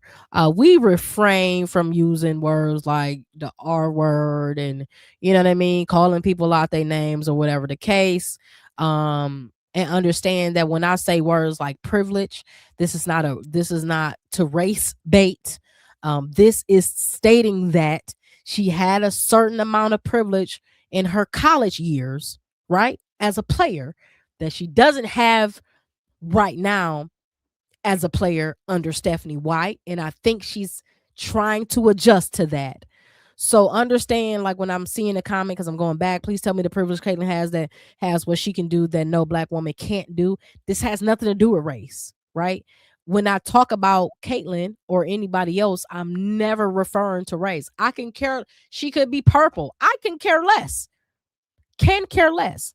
But what I do know is, just as a person who has to change arenas and has a different expectation set on her that requires her to get out of her comfort zone and maybe do things that she was never required to do for an entirety of a game or for majority of the game. That's a privilege there. And now that privilege is being challenged. And the response to that is maybe not healthy. Also, Stephanie White had a privilege coming into this team, right? She had a prior privilege that is now being challenged because everybody is saying that Stephanie has the same playbook. It ain't changing nothing. And now maybe what you were doing before was able to ride then. It's not riding now. You have to change. And that's uncomfortable, but it's inevitable. And it's the most constant thing on this planet. Change is constant, right? Stagnation is not. If you want to be content in your ways or your ideals and your theories, then you are already left behind because we have already moved on. Because everything is energy, everything is emotion, and everything is constantly either going up or going down, moving left or moving right. But one thing for certain, two things for sure is not standing still. Matter of fact, everything's moving so fast where it appears to be standing still, and it's not. Okay? So just welcome to Her Core, Her Rules. That's how we get down over here. We keep the chat with respect. Everybody is free to say, get your bars off. Say it how you feel. You feel me? But with respect. How can Caitlin Clark lead someone? She's a liability herself. And that's when you have to rise above your own inadequacies, right? Again, go back to LeBron. LeBron couldn't shoot. He wasn't the best defender, 1v1 defender. When he came into the league, we know he used to get cooked. He was a much better help defender, much better chase down, right? One-on-one, he had to have moments where he locked in, where he was able to, right? Same thing with Kyrie. Not the best defender. We know that, right? But there had to be moments where it's game 7. You got to be able to go ahead and lock in, right? This is when the team needs you. Yes, so yes, you can be a liability and you can also be a leader.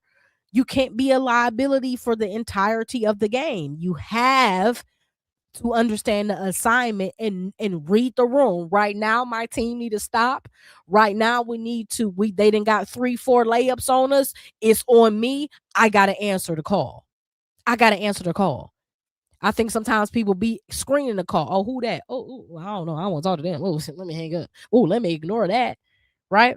This ain't the time to do that. Especially when everybody's looking at you. Everybody's looking at two people in this locker room, and that's the coach and that's Caitlin. How will either one of them or both of them respond? We don't know. We don't know. And again, to Gaming's point, right? She shouldn't be leading this team in assists. It's only amazing that she don't lead this team in points as well. She's 5/10 behind Kelsey Mitchell from leading this team in points. So let me put this back up here. So that being said, to Gaming's point, right?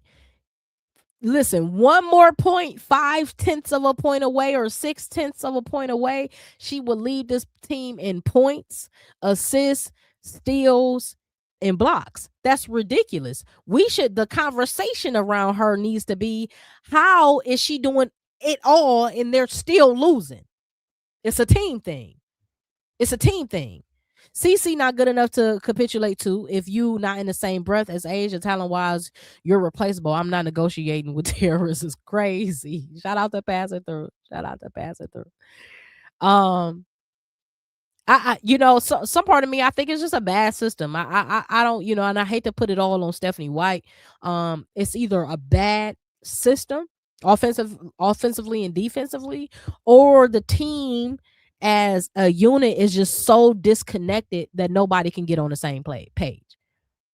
Blah blah blah. The proof is in everybody's face. It's not college anymore. This is the WNBA, and Caitlin never got it done in NCAA either. That's why Paige got a championship, and her team is in third place. Blue Cup not part of that. Listen.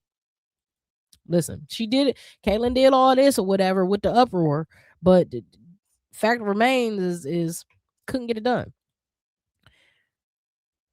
B. Bickham says she's also leading her team, and embarrassment is crazy.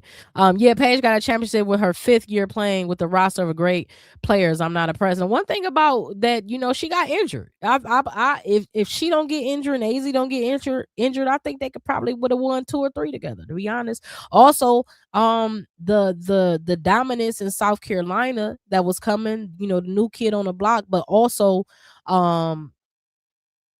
Dawn is now in the stratosphere of all-time great collegiate coaches, and that's crazy when you think of Pat Summitt, Tara Vanderveer, and Gino. Dawn is up there now, right? That being said, right, there's a lot of people that didn't win because of certain people was in their way. Shout out to Jordan, right? There's a lot of people that didn't win because Jordan was in the way. There's a lot of people that didn't win because LeBron is in the way. There's going to be a whole lot of people that don't win because Asia is in the way, right? But in the East, though, got to tighten up a little bit. But y'all funny in this chat today. Leading the team is embarrassing is crazy. CC is stat pattern. To a certain extent, I can see that. But you know what? I always say that, if I can get the stat, why can't you? Nobody giving me these steals. Nobody giving me these assists. I'm earning these.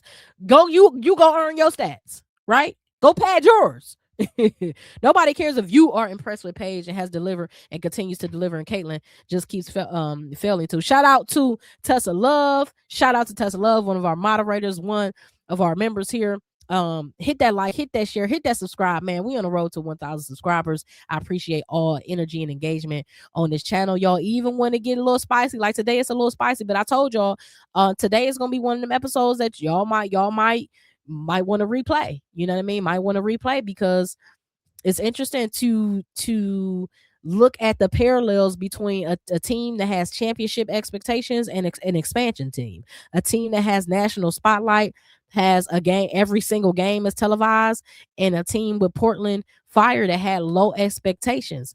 And one would say that one team is falling well below the expectations leading into the season, and one team is absolutely exceeding those expectations. I guess we can already guess who is where and what's going where. You feel me? How you feel about that, right? Gaiman says, let me jump all the way to the bottom. He said the respects she hasn't earned, if it wasn't for Caitlin, these players would still be making 200K max salaries. To a certain extent, she absolutely, she helped drive the marketing, right? She helped drive the eyeballs and the investment in this league. So you can't take, again, the good things that Caitlin does, you can't take nothing from her. All we're doing is not only challenging her, is challenging her team to rise to the occasion. Shut up and put up. Nobody cares about why you're not winning. We just care that you're not winning. And why, and what are you doing? You can give me any old excuse. Oh, such and such is this. Nah, da, da, da, da. I don't want to hear that. Get your butt out there and play basketball. B. Bickham said, was it racism when Angel Reese was treated less than a human? Come on. Again, I believe in this. Hold everybody to the same standard. If we can get on here and be like, why me Bounds ain't making layups, then we can get out here and talk about why Caitlin can't stop a door. Like, again, and not only her, why is the rest of her team? I would be ashamed if I played for the Indiana Fever and I'm looking at my counterpart and she's technically not a good defender, yet she leads the team in both defensive statistical categories, and I'm a defender. If I'm a Leah Boston, I will feel ashamed. You hear me? If I'm Lexi Hall, if I'm Sophie Cunningham, if I'm the people that they call, these are the defenders, whether it's help defenders, one-on-one defense, I will feel ashamed. How do you have more steals than me and I'm a better defender? Are they just giving you the ball? Right place, right time? Right? Again, that one game, couple games ago, she had 3 steals, more than all the starters put together. I will feel offended. If I'm Stephanie White, I'm bringing all the team and I'm putting Caitlin Clark in the front and center, and I'm going to say, y'all challenge yourselves to do better than her. If y'all don't think she that good, then show me. It's not about talk. It's about action. What are you doing on the court? Are you just doing this? Are you hiding behind the biggest name and face of this organization? Are you allowing her to be the rightful scapegoat to all things that go wrong? Or are you going to be like, I'm AB? Yo, listen, I'm the anchor of defense on this team. If we're playing bad, poor defense, it's on me. That's what leaders do. And again, I don't see none of them in the locker room. Where y'all at? That's why they needed Sydney Kosa, right? Maisha Hines Allen, you got a ring. Where's the leadership? Why am I not seeing the vocals? Why am I not seeing the vocals? I would never allow any one person to be the scapegoat on my team when this is a team. I don't care if she the face of the team or not. You feel me? Remember when Kyrie had to be like, hold on, LeBron is him, but I'm him. I'm Himothy. I'm a small Kobe for real. I can do what I want. He can do it, and I can too. Where's that energy? You're not gonna just beast mode and collect all the trinkets when we're winning. No, I need to sell it. I need to share some of that. For real, for real. Beyond the Lens, you are very professional with your YouTube channel. I appreciate y'all.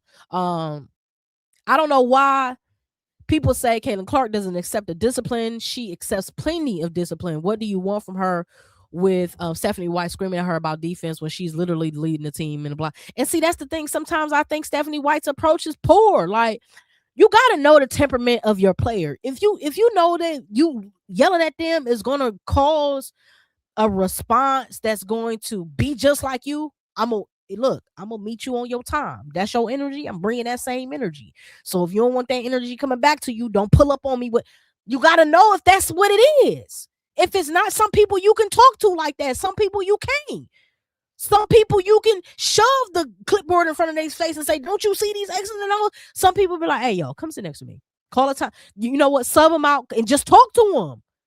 You got to understand the personnel. Everybody can't be led and managed and motivated a certain way. That's where, again, they are more alike than they are different, Stephanie and Caitlin. And the same flaws that Caitlin may have, Stephanie wear them too. Stephanie, come get your bag, your stripes, baby girl, because you're not perfect. Paige works on her game and improves every chance she gets, and it shows when she's a player and she's still trying to play the same way she did in college. I also think that just like Paige got, put on 15 pounds of bulk, I think that Caitlin should beef up too. We've seen the transition between rookie year and second year. We saw a little bit more muscle mass, but we need to see the continuous development of her body. If she becomes stronger, I think she will be more willing to play harder, more aggressive defense for longer periods because she's stronger, right? She, in fact, can be the aggressor on defense, right? So instead of her just being an aggressor on offense and kind of playing that aggressive and finesse like mashup game, she can do that and pick her poison on the defensive side as well. But usually You have to, if you're not confident in your ability to move your puppies, you have to have something to hang your hat on, right? You have to know, like, okay, they might be quicker than me laterally, but I know they can't go through me, right? So you gotta be able to be like, okay, I might can't chase a Jordan Canada around, but I can hang with a Chelsea Gray. She can't move through me, and I know she can't go around me. Caitlin Clark doesn't yet have the confidence in any one singular defensive ability yet to be able to hang her hat on that. Oh, yeah. You're not stronger than me, though, right?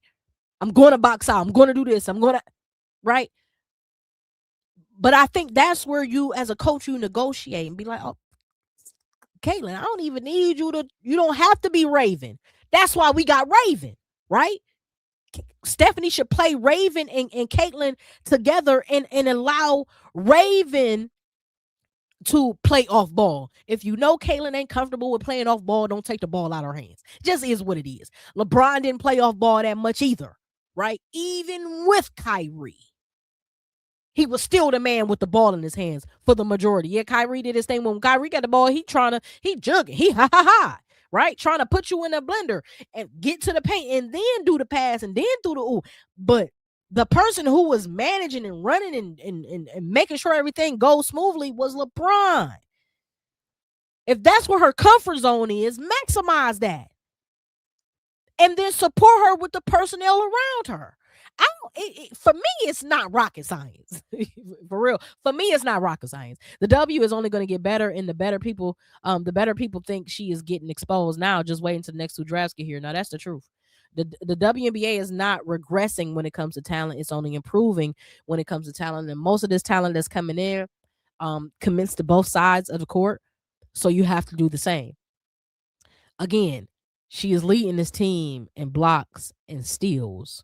So the lack of defensive urgency is not on Caitlin, it's on the team. So and Stephanie, if your player is getting beat, and again, because you know that all the eyes are going to be on Caitlin, you have to address the team in these moments, right? You can't be like, Caitlin, y'all, what's happening? If you see her get beat, where's the help? You feel me?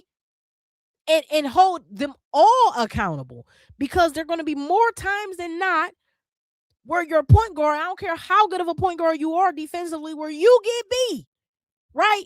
You misjudge, right? Your timing is off. Okay, you go for the steal, it's not there. You go, you get blown past. You try to cut her off, and the offensive person spin off, or whatever the case. It's gonna happen. How many times did Olivia Miles that made people look like fools already early this season? And they got defense. But the offensive player is going to make you look like a fool from time to time. But what you going to do about it? You tighten up as a team. You tighten up as a team. If Caitlin was treated like Angel Reese, she wouldn't be in the WNBA now. Would she not be able to handle it? Again, I think that there is toxic culture surrounding the fan bases of a lot of these players that would pit these players against each other and pit the fan bases against each other. We try not to do that over here, right? Because we don't want to be biased and we don't want to make anybody feel uncomfortable, but we will tell the truth. Okay, we will tell the truth. That being said, both of these players have been faced with unnecessary amount of hatred and ridicule and all of that, right? How you respond to that as a player is literally about tightening up. The amount of pressure that's on both of these young ladies' backs, it's not something that Asia had to experience, right? It's not something that Brianna Stewart had to experience, or Sue Bird, or Diana Taurasi. None of them had to experience that. But they have to, and they have to walk on a path that is rare, and they got to stand tall and do it. That being said, if you know that there are clear holes in your game, the next season, I need to see some type of gap. I need to see some type of progress there. Here we are. Caitlin got the same issues from last year. Angel got the same issues from last year. At some point, we can't blame the coach. At some point, only thing that needs to change with Caitlyn at this point that we could say is like, oh, well, what if she changed scenes? What if she not Indiana? What if do she already need a breath of fresh air? You feel me?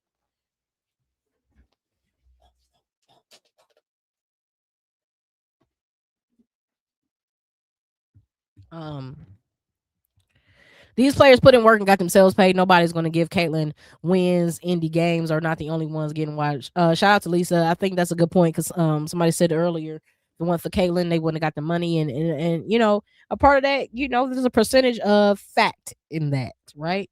However, the reality of it is that everybody watches women's sports. So if we were only all watching Caitlyn, then everybody would be fired because what are we doing? I mean, what are we doing? Um, okay, this chat is becoming a little bit too much. Caitlyn. We saw what happened when Caitlyn bulked up last year. She got injured. Yeah, but she got injured for lower extremities. She bulked up here. Strength and conditioning is total body. She has to get stronger all the way around. I think that she has a good, it seems to me that she has a good lower base. It just seems like up here might be lacking a little bit, right? Paige had to identify with that so she can take those charges, take those hits, be able to withstand the pressure coming to her, like in the paint and things, upper body wise. So I think a little bit of that needs to happen. Also, it's just a level of commitment. But again, if you and your head coach are constantly rubbing and have this friction, how can you come to an understanding? How can you come to a compromise? How can you come to a new identity within yourself and within this team? Like, how can you do that if I can't even call my coach up and be like, "What up, bro? You said you excuse me, check this meme out. Hey, what up? Hey, what up, cuz? Let me, yeah, let's. I'm thinking about going to get some wine. You trying to pull? You and your coach don't have that type of rapport. You're the main person. You absolutely ought to have that rapport with your coach. And if you don't, it's a lack of just trust from both parties. I don't trust you enough to open up, but and vice versa. I don't trust you enough to open up and be vulnerable where I can tell you what it is. You can receive it and understand that I'm only coming with high intentions. I'm not coming with nothing to, persuade you to do something wrong or to, not be on the good foot. Nah, we on a we want the same thing here. I know y'all said y'all want to win. That's the mission, but it's not looking like that. It's not looking like that.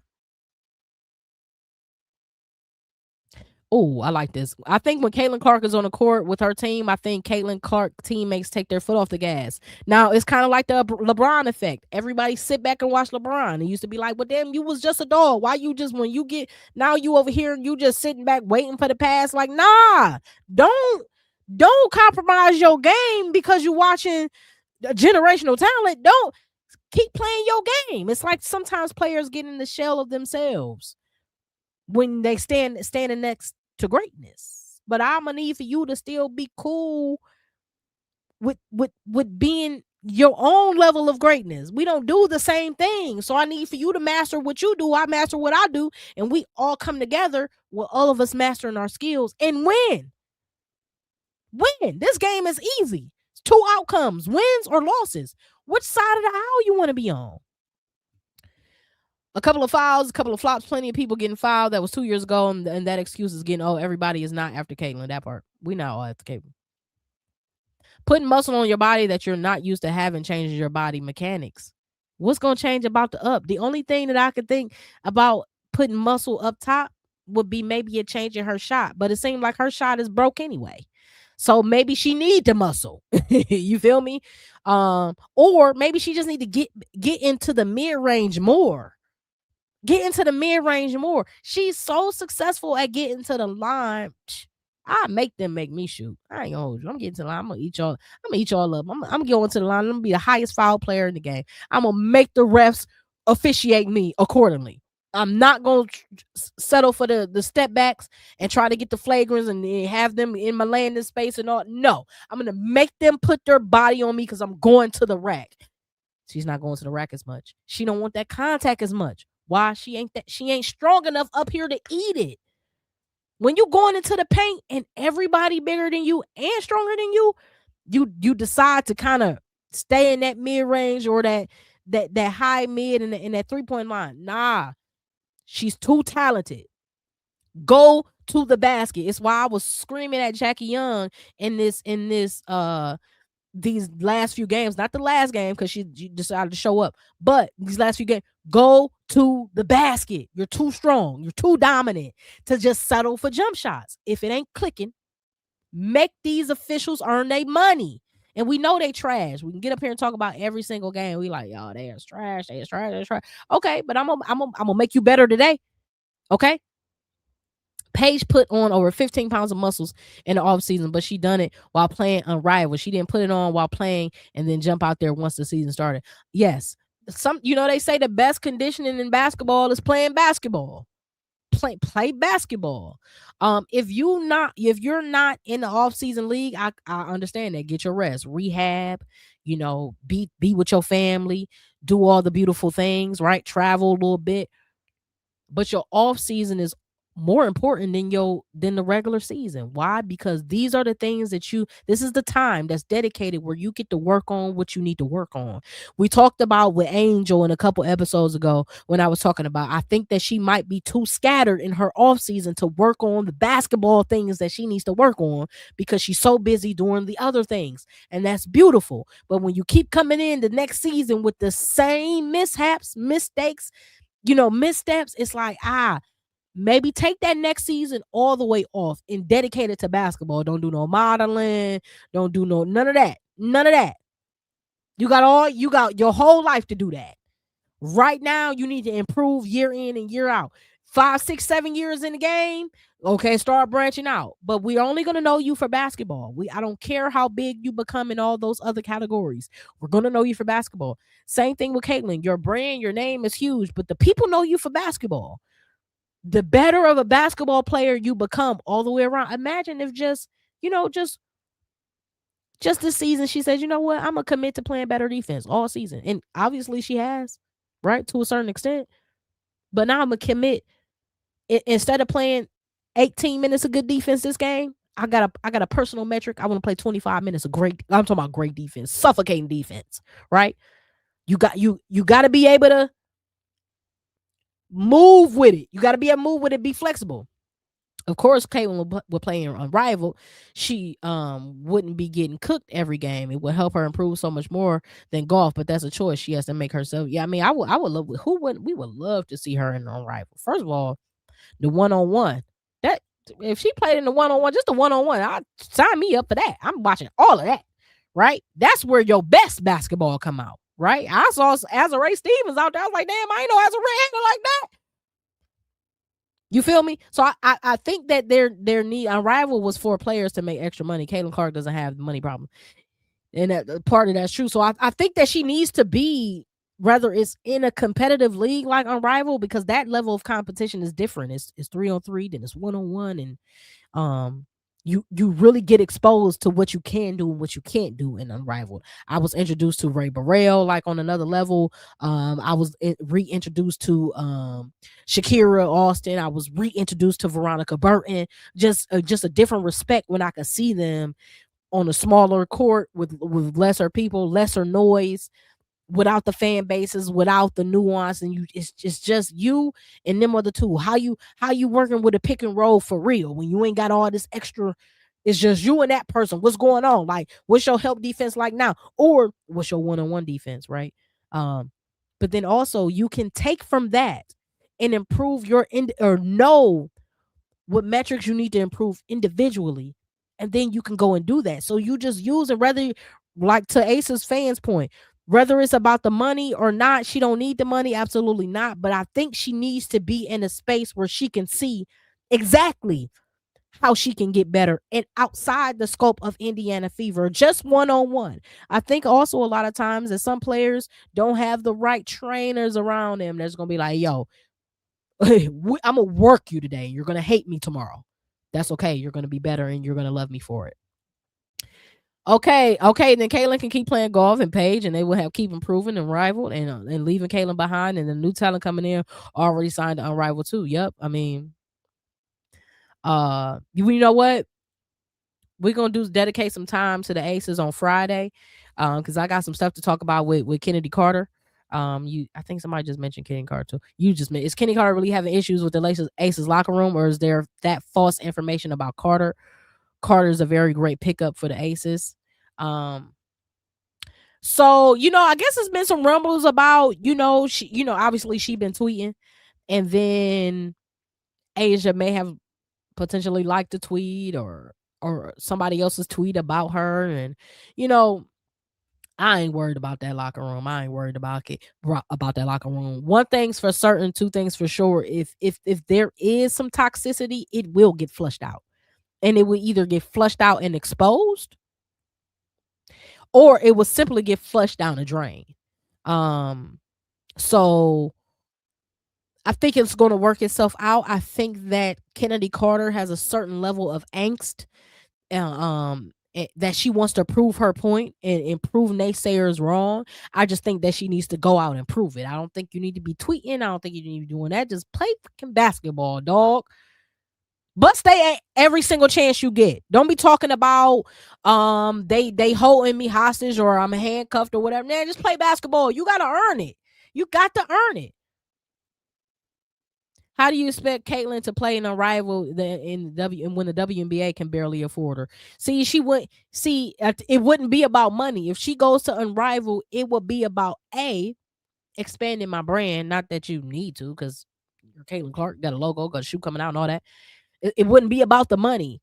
It would be about expanding my brand. She would probably they all have some type of ownership right or something like that, but she will become more than likely, if Caitlyn or even an Angel or Asia went over there, they would have to be some type of percentage owners of the league. I would think if you're going to get a big name like that, you can't pay him in the check. You have to pay him in rights and royalties and percentage points, right?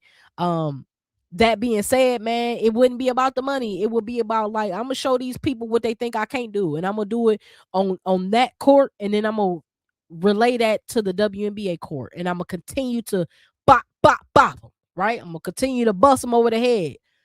That's what I think it would be about.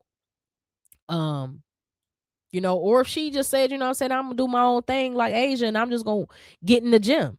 Asia got Bam she working with, though. Bam and her trainers. Caitlyn better get you a Bam. You better get you somebody that's gonna force you to get stronger. That's gonna force you to move faster. That's gonna force you to jump higher. That's gonna force you to play defense. You got to.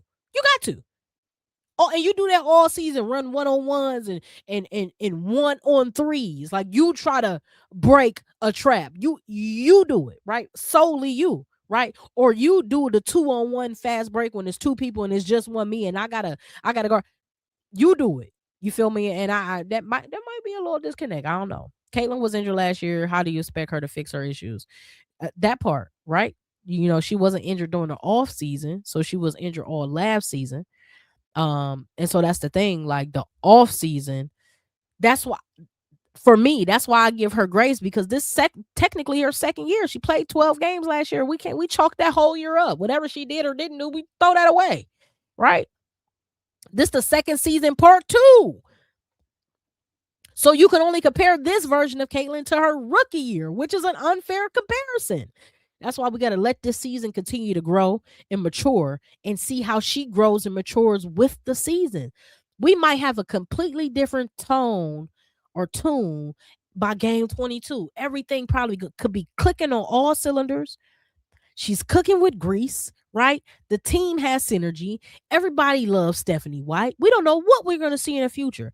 As of today, we're hoping that what we see, that they respond to in the right way. Same thing like Dallas. When Jose called them out, Dallas responded, right? And they continue to respond. On top of that, he took self-inventory and made changes within his starting lineup and his rotation. So if the team and this is not about Caitlin, if the team decides that they want to improve as a team, they absolutely will. If the team decides that they're going to play individual basketball, then that's what's going to happen. And individual basketball is not going to win no games. It's not going to get you to the playoffs, and it's not going to get you out of first round. Again, Caitlin still hasn't won a playoff game yet. So Aces fans said I want the Carter situation to work. Absolutely, me too.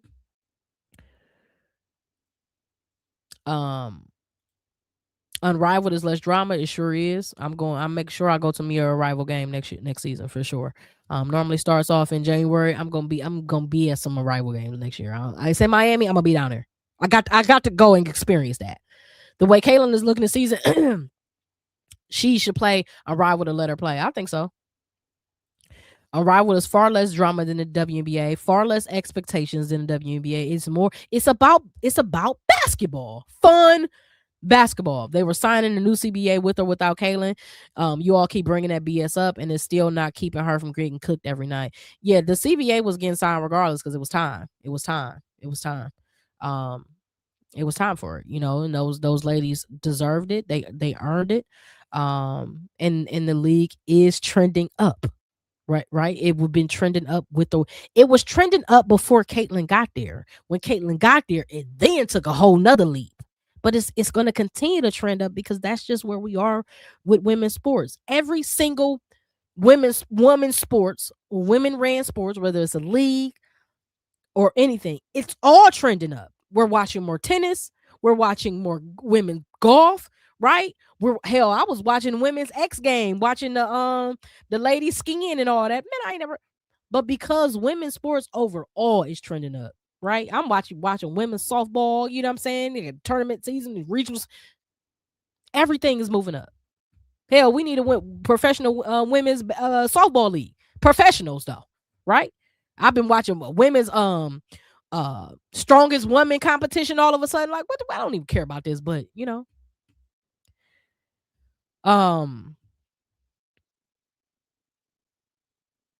yeah, I never had a problem with Caitlin Clark either. I just think the fans are more of a problem. I think that she kind of leans into that a little bit too. So that's the only pushback that I have. But I ain't got no problem with Caitlin. I think she's a phenomenal player. I think just like her and all other players, they got some things, some room to grow. And if you play this game, you're always taking inventory about your game. Every single day, you're saying, next game, I'm going to do this. Next season, I'm going to do that. And I'm going to show and prove. Right? So, I think they're all in that same category when it comes to her. I mean, when it comes to the game, improve your game. Improve it. Everybody, not just one person. Every year, Asia adds another trinket to her game. Every year. Every season, she improves on something. And without losing the things, her strengths that she already acquired. She just continues to gain the Thanos jewels. That's what you want to see, especially in your superstars. If you were a growing pair, let's say a Tahina Pow, we can allow her to grow on her own timeline. If you're a superstar, that's expected for you to grow pretty exponentially. Every season you have to be, because you're already coming in with this. You're coming in with the heights, the lights, the attention, and respect, as you should, based on what you did in college, based on your skill set. You should. Now we gotta push you because she literally can be an MVP. Not this season though, not this season, but she can be an MVP. And I don't want to see poor shooting or turnovers or bad defense keep her from becoming an MVP of this league when it was right there for you for the taking. Well, maybe not take it from Asia, but she could be the number one guard in this league and in every MVP conversations with Asia in the FISA and AT and now Alicia Gray. She very well could be, but she gotta want that. Not that she's owed that. She gotta want that. And if you want it, you gonna go and get it. Oh, you saying what? Oh, I'm gonna take that. I gotta take that. Again, Caitlin's leading her team in steals and blocks, and so if she's getting cooked, what does that make the rest of the team? As usual, I want to make it Caitlin's fault. No. This team is getting cooked. Stephanie White is getting cooked. Them rotations are getting cooked. Camaraderie and unity and trust cooked. So this ain't a Caitlin Clark issue. The title said, did Portland Fire just expose Indiana? And that's why I put Caitlin Clark up there on the thumbnail. Because at this point, besides her turning the ball over and maybe tightening up on defense, I mean, what more can she do? She can't do everything. Somebody gotta help step up. Ain't nobody better than full-time MVP A'ja Wilson, 22. No disrespect to the other top players. I feel the same thing too, but I've tried my best to be non-biased because again, my favorite player might not be your favorite player, but A'ja is the GOAT. I think she's the all-time GOAT, the living legend, all time. And there's been a lot. I mean, come on, man. I come up with Tamika Catchings and obviously Lisa Leslie's and Candace Parker's and you feel me? Swin Cash. Like, it's been some Tina Charles. Like, it's been some dogs. Y'all see on my wall up there, Maya Moore. Ain't nothing like A'ja though. I ain't never seen nothing like that. I'm not going back and forth with you anymore. Like I said, Kayla can die to prove her game like everyone else. If she can get behind, it's up to her. Yeah, it's up to her. And to Gamer's point, I don't think anybody's saying that Caitlin is better than A'ja, but I do believe, and you're going to spell A'ja right, is A''J'. I know that.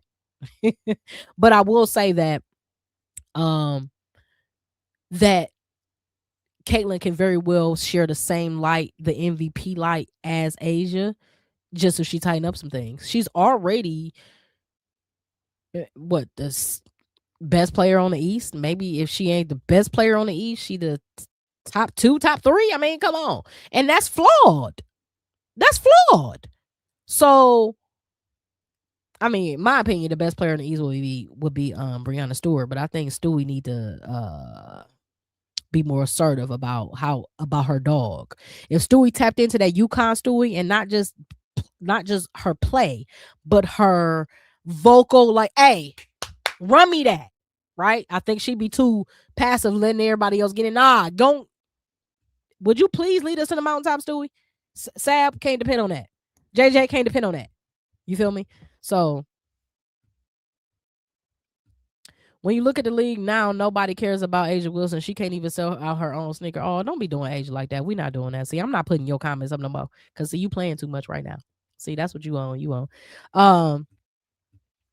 I mean, Caitlin Clark, her the little PE Kobe. I mean, I think that went for like on StockX like 5 G's at some point. It was wild. I was like, damn, they ain't even all that. They Kobe's, you know what I mean? And y'all know my favorite shoe for women's basketball is not the Asia's. I haven't copped the A2s yet. I plan on copping the A2s, but I don't like the colorways yet. It's the Sabs. I think the Sabrina's 1, 2, and 3. I think she got the best female shoe hands down. Them Angel Reese's is bunk to me. They all right, but they bunk to me. They heavy like bricks. I'm cool on that. I don't want to hoop in cinder blocks. Asia shoes, they barely fold. The A1s, they didn't fold right. I can't hoop in that. I can't do. But them right there, them Sabs, them is all right. I need them fours to come out. I'm gonna get every Sabrina shoe moving forward. Not every colorway, but I am gonna get every shoe moving forward. And when Caitlin's drop, who they probably gonna sell out. Who gonna have a chance to get them? But Caitlin's drop, I'm probably gonna slide and get hers too. Because if they're gonna build them based off more than likely a Kobe prototype, how can you not love Kobe's? That's kind of what the Sabrina's was kind of built on, a Kobe, Kyrie type John. So yeah, I think it's gonna be interesting. I'm with it. Oh, she go train with Chris Brickley. Now his little gym. That's gonna be all right. That's gonna be all right. But yeah, man, I appreciate y'all. It's been a great, entertaining episode. I do have some good news for y'all. So I do have some good news. I have the members only episode 2 dropping immediately after this immediately after this episode. So make sure that y'all, it's called We Lost the Plot. We lost the plot. We lost the plot. So make sure y'all consider becoming a member so you can tap into the We Lost the Plot episode 2 members only episode. Man, it's gonna be a great episode. Again, when you watch this show and you become family, you're more than a viewer, right? Your input matters, your voice matters in this chat, right? Even when it's getting turned up or whatever, we still turn up with peace and we turn up with respect. So I appreciate y'all, man. Again, memberships start as low as $199. So please consider becoming a member to the greatest, to the realest women's basketball conversation on the net, man. That's her core, her rules. We're gonna do this again on Monday and Friday at 6 p.m. Y'all already know where to meet and greet right here on Beyond the Lens TV. Stewie is top 3 in the league. Yeah, I think so. I think that New York would be nowhere without Stewie. Nowhere. She has been training with Steph Curry people, and it's not helping. She needs more training. Everybody trains, but most do more with training, which is why she's getting left behind. I ain't say it. Lisa did. Shout out to Lisa. Again, I appreciate y'all for being active in the chat. It's been a very entertaining chat. You guys have been very helpful in ensuring that this conversation went by smoothly and without a hitch, and it was engaging and interactive. So I hope y'all appreciated the comments and the energy in the chat today. Again, this was not an episode that is like, oh, Kaylin is trash or she. No, this is an episode about the parallels between where the Fever are and where Portland is, and how Portland can be so much further than the Fever when Portland came in with no expectations, and the Fever entered this season with championship expectations. So again, I hope y'all appreciate the content, appreciate the live chat. If you are watching on a replay, pull the live chat up, okay, on the side, because it's turned. Shout out to Lisa, AZ and Paige, especially AZ, have been training with Chris for years. Absolutely. And we definitely can see the results. Aces fan said, who you got in the NBA finals? I got everybody but New York. This whole time, even when my Cavs was still in it, even when everybody was still in it, I thought the Spurs would win it all. I just think that team is too well constructed. They have every intangible. They have every position filled. They have extreme depth. They have leadership at every position. They have veteran leadership in Barnes. I mean, they really got everything. On top of they got the alien, but even when he is not performing to his best, everybody just seems to like know their role and understand the assignment.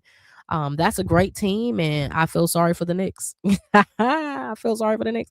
I'm glad it ain't the Cavs, because if the Cavs would have got past the Knicks, they was gonna get swept by the Spurs. It just is what it is. And that's my team. But just so y'all know, I'm taking Donovan Mitchell's poster off. Okay, that poster here, he won't be there moving forward. I got to get him down. I got to get him down. I got to get him down on my wall. He'll stay up there as the small little photos, but he won't be the big poster. He got to go. So I got the Spurs winning. Yes, I have the Spurs winning. Best of luck to both teams. I have really no true dog in the race. I grew up being a Spurs fan by way of Tim Duncan. But yeah, Spurs was supposed to be in rebuild this year. Was supposed to. And look where that's going, right? Look what that's going. Meanwhile, on the other side of the street, my Cavs went all in on spending all the money, and they are still in a rebuild, apparently, because they got exposed. Talking about what's up with Caitlin, what's up with the Cavs. But you know what? Y'all ain't gonna get me turned up today. Again, I appreciate y'all. Y'all make sure y'all pull back up Friday at 6 p.m. We're gonna do this again. If you are a member, stay tuned to the members only drop that's coming out immediately following this episode. And then if you are not a member, consider becoming a member for as low as $199. I appreciate y'all. I appreciate y'all. And again, man, we're gonna do this again on Friday at 6 p.m. Peace and freedom, everybody. Happy Monday. Y'all have a good evening. You fixing to watch the Dallas? You know I am. Dallas and Seattle. You already know what time is end of the first. Dallas. Seattle Storm cannot score for nothing. It drives me crazy. Just let me put this up here just so you'll see that. Look at this. First quarter, 10 points? Ay, ay, ay. Hold on. Cook 2, our fam 2. Flau'jae ain't found her jumper for real. She's shooting just as bad as she shot all her senior season in LSU. Natisha Heidemann got to be able to get up more than one shot in the quarter. She got to average about 12 to 15 shots a game. One shot in the quarter is not going to see. And I'm not rooting for Seattle. I'm not really rooting for anybody in this game, but I just want it to be a better game. Offensively, they got some things to work out. Defensively, I'll be liking what they're doing. They held Dallas to 16 points. That's a pretty good defensive outing, but 10 points, you're not going to win no WNBA games pacing 40 points a game. That's not going to work. So yeah, shout out to y'all. Appreciate y'all again. Peace and freedom to y'all. Happy Monday. Y'all have a great evening, and I'm going to see y'all on the flip.